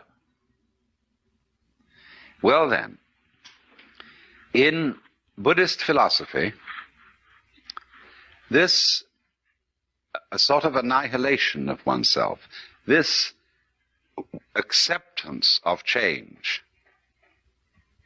is the doctrine of the world as the void. This doctrine did not emerge very clearly, very prominently in Buddhism until quite a while after Gautama the Buddha had lived. We begin to find this, though, becoming prominent about the year 100 BC. And by 200 AD, it had reached its peak. And it was developed by the Mahayana Buddhists. And it is the doctrine of a whole class of literature which goes by this complex name, Prajna Paramita. Now, Prajna means wisdom. Paramita, for crossing over, for going beyond. There is a small Prajna Paramita Sutra, a big Prajna Paramita Sutra, and then there's a little short summary of the whole thing called the Hridaya, or Heart Sutra. And that is recited by Buddhists all over Northern Asia, Tibet, China, and Japan. And it contains the saying, that which is void is precisely the world of form, that which is form is precisely the void. Form is emptiness, emptiness is form, so on. And it elaborates on this theme. It's very short, but it's always chanted at important Buddhist ceremonies. And so it is supposed by scholars of all kinds who have a missionary background that the Buddhists are nihilists, that they teach that the world is really nothing, there isn't anything, and that there seems to be something is purely an illusion. But of course this philosophy is much more subtle than that. The main person who was responsible for developing and maturing this philosophy was Nagarjuna. And he lived about 200 AD. One of the most astonishing minds that the human race has ever produced. And the name of Nagarjuna's school of thought is Madhyamika, which means really the doctrine of the middle way. But it's sometimes also called the doctrine of emptiness, or Shunyavada, from the basic word shunya, or sometimes shunya has ta added on the end, and that ta means ness, emptiness. Well then, emptiness means essentially transience. That's the first thing it means. Nothing to grasp, nothing permanent, nothing to hold on to. But it means this with special reference to ideas of reality, ideas of God, ideas of the self, the Brahman, anything you like. What it means is that reality escapes all concepts. If you say there is a God, that's a concept. If you say there is no God, that's a concept. And Nagarjuna is saying that always your concepts will prove to be attempts to catch water in a sieve or wrap it up in a parcel. So he invented a method of teaching Buddhism which was an extension of the dialectic method that the Buddha himself first used, and this became the great way of studying, especially at the University of Nalanda, which has been re-established in modern times, but of course it was destroyed by the Muslims when they invaded India. The University of Nalanda, where the dialectic method of enlightenment was taught. The dialectic method is perfectly simple. It can be done with an individual student and a teacher, or with a group of students and a teacher. And you would be amazed how effective it is when it involves precious little more than discussion.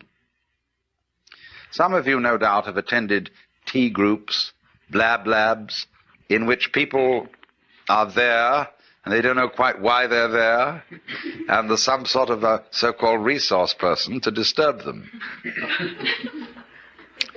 And after a while they get the most incredible emotions, and somebody tries to dominate the discussion of the group, say, and then the group kind of goes into the question of why he's trying to dominate it, and so on and so forth. Well, these were the original blab labs. And they have been repeated in modern times with the most startling effects. That is to say, the teacher gradually elicits from his participant students what are their basic premises of life. What is your metaphysic?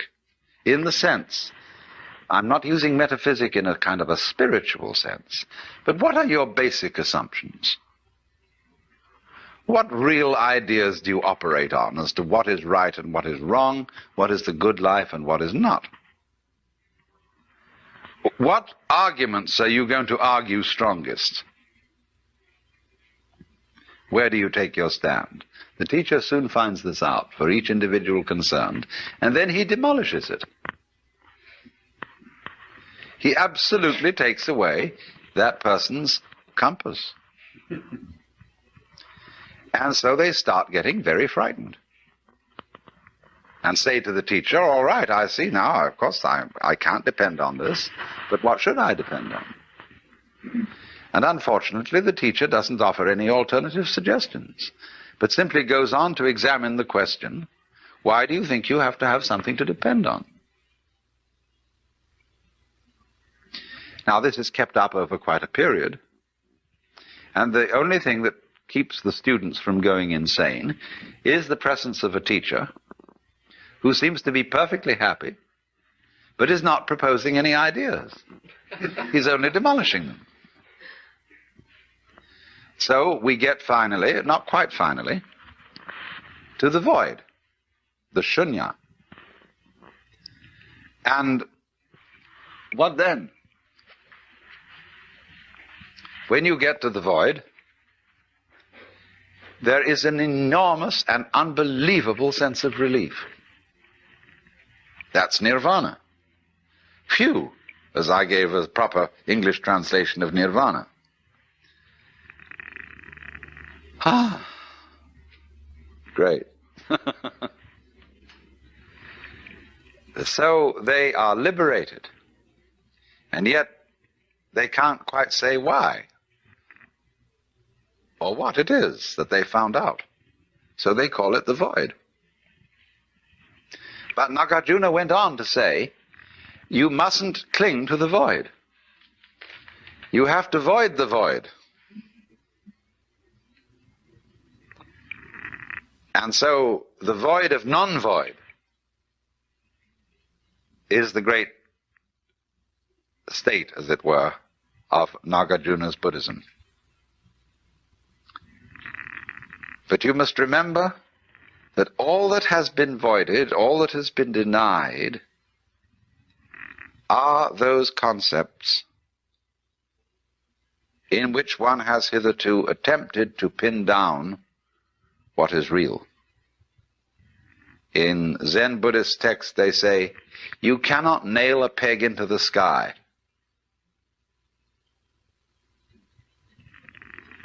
And so,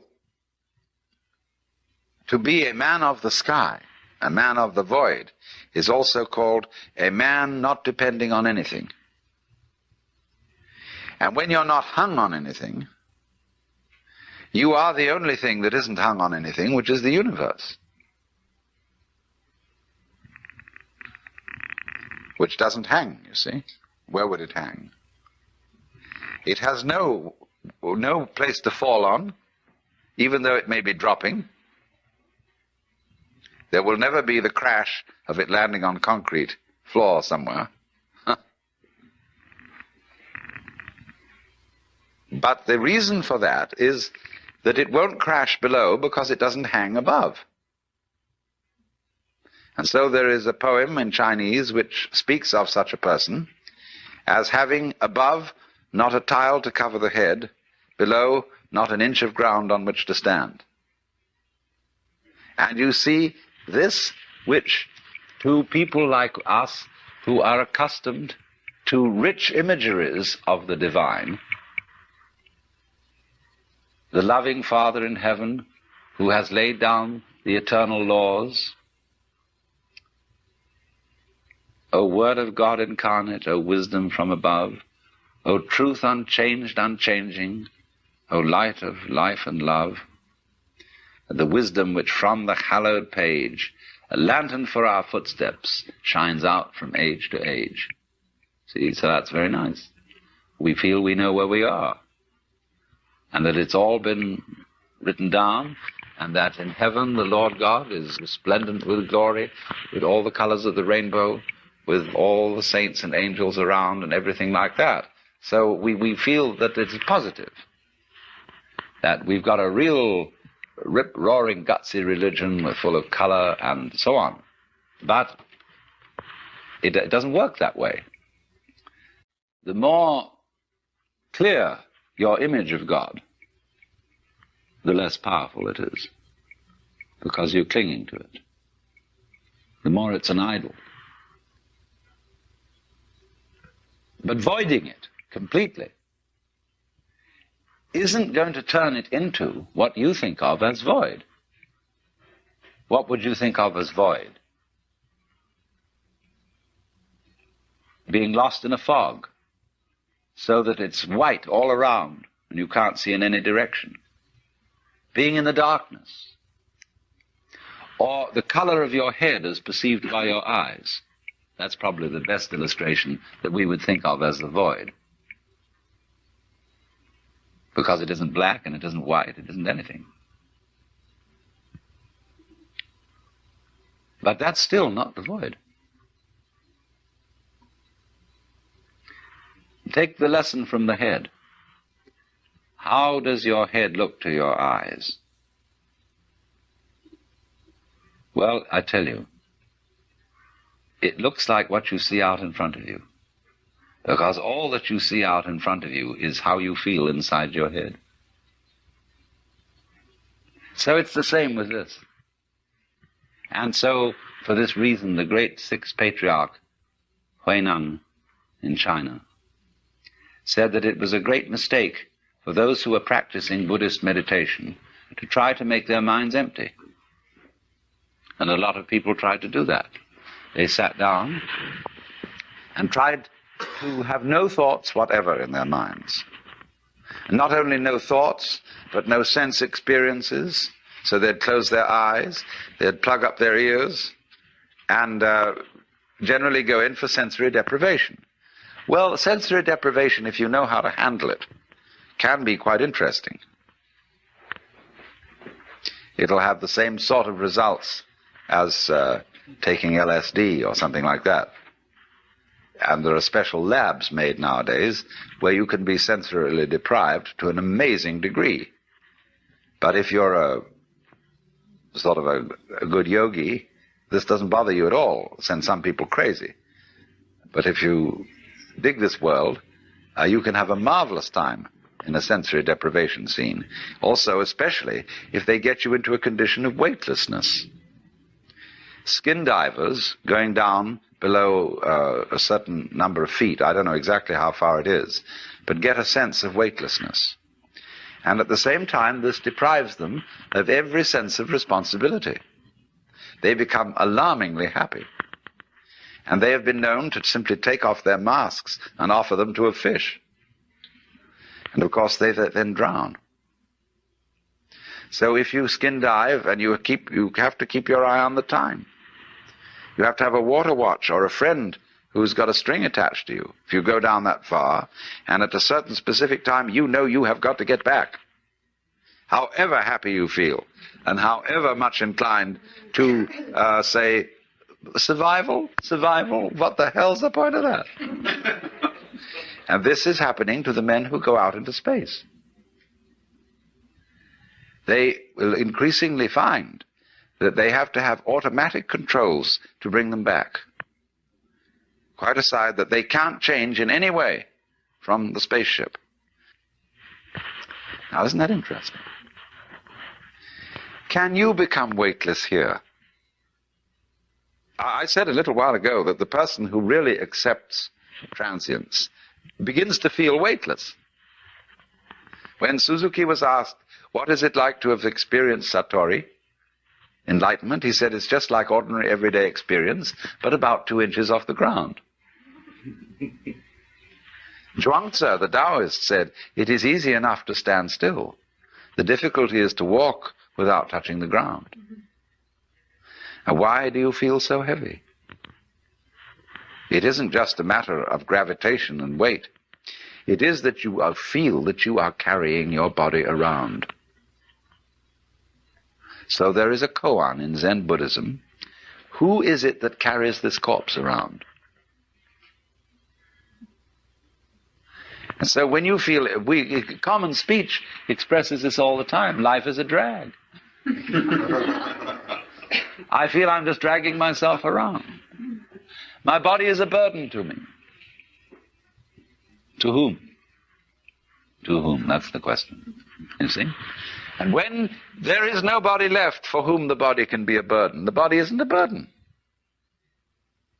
But so long as you fight it, it is.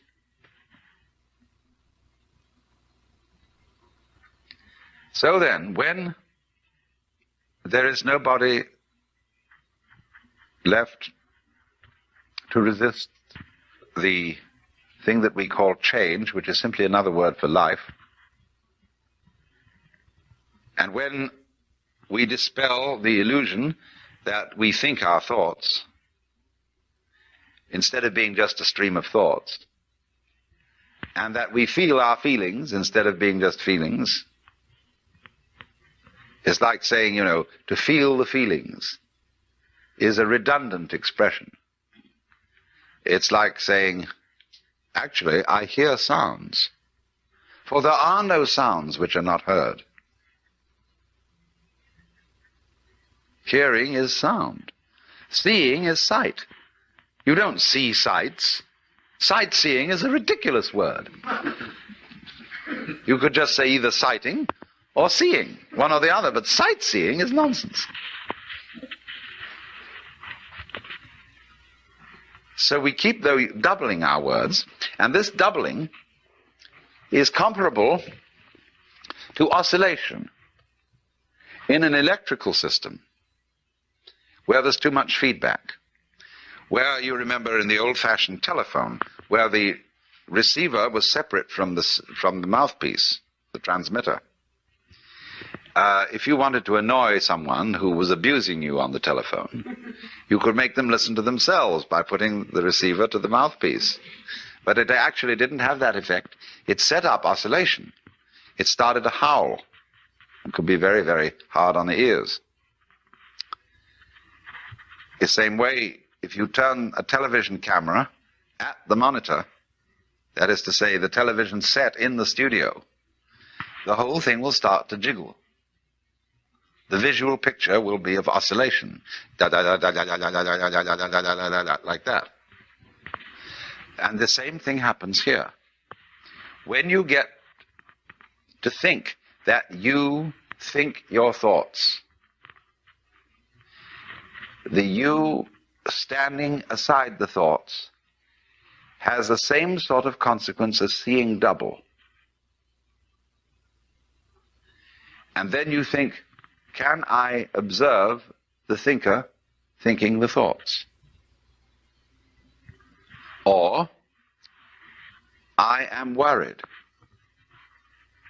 and I ought not to worry, but because I can't stop worrying, I'm worried because I worry. And you see where that could lead to. It leads to exactly the same situation that happens in the telephone, and that is what we call anxiety, trembling. But this discipline that we're talking about of Nagarjuna's abolishes anxiety, because you discover that no amount of anxiety makes any difference to anything that's going to happen.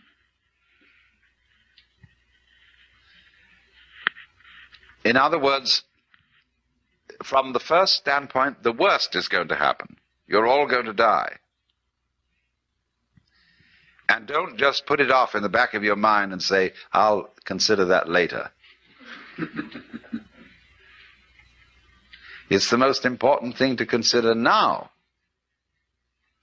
because it enables you. It is the mercy of nature, because it's going to enable you to let go and not defend yourself all the time. Waste all energies in self-defense. So, this doctrine of the void is really the basis of the whole Mahayana movement in Buddhism. It's marvelous. The void, of course, is in Buddhist imagery symbolized by a mirror, because the mirror has no color and yet reflects all colors. When this man I talked to you of, Huineng, said that you shouldn't just try to cultivate a blank mind, what he said was this: the void, shunyata, is like space. Now, space contains everything. The mountains, the oceans, the stars, the good people and the bad people, the plants, the animals, everything. Now, the mind in us, the true mind, is like that.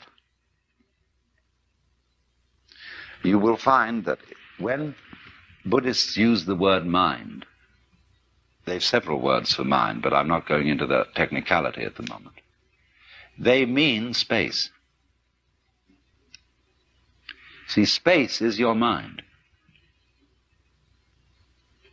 It's very difficult for us to see that because we think we're in space and look out at it. There are various kinds of space. There's visual space, distance. There is audible space, silence. There is temporal space, as we say, between times. There is musical space, so-called distance between intervals, or the intervals between tones, rather.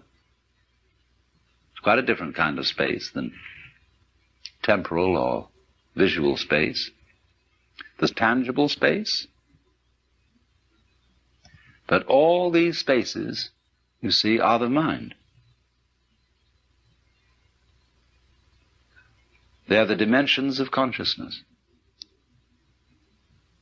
And so, this great space, which every one of us apprehends from a slightly different point of view, in which the universe moves, this is the mind.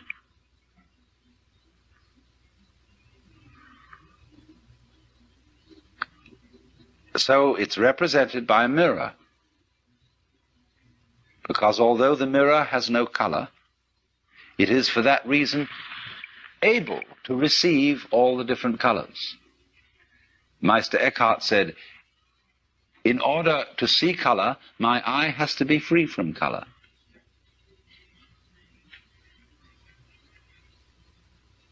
so in the same way, in order not only to see, but also to hear, to think, to feel, you have to have an empty head. And the reason why you are not aware of your brain cells, unless you're only aware of your brain cells if you get a tumor or something in the brain, when it gets sick. But in the ordinary way, you're totally unconscious of your brain cells. They're void. And for that reason, you see everything else.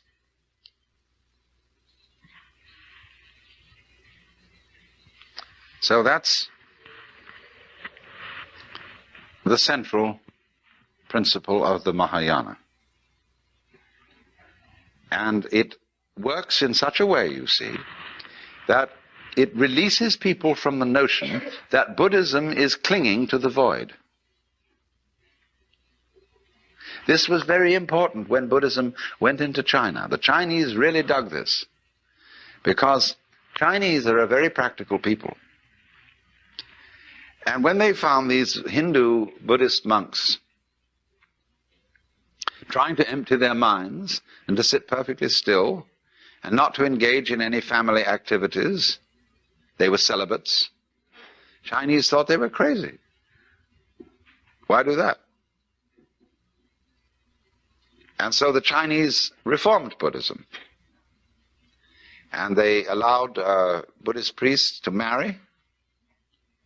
And in fact, what they especially enjoyed was a sutra that came from India, in which a layman, who was a wealthy merchant called Vimalakirti, out-argued all the other disciples of Buddha.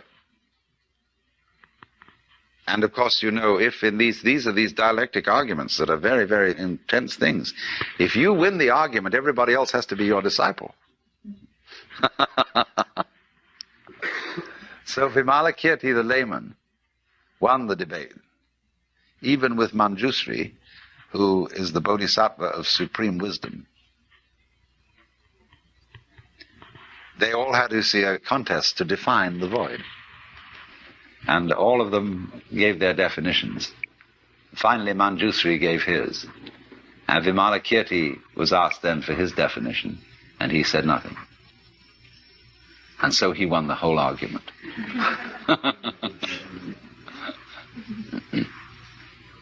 The thunderous silence.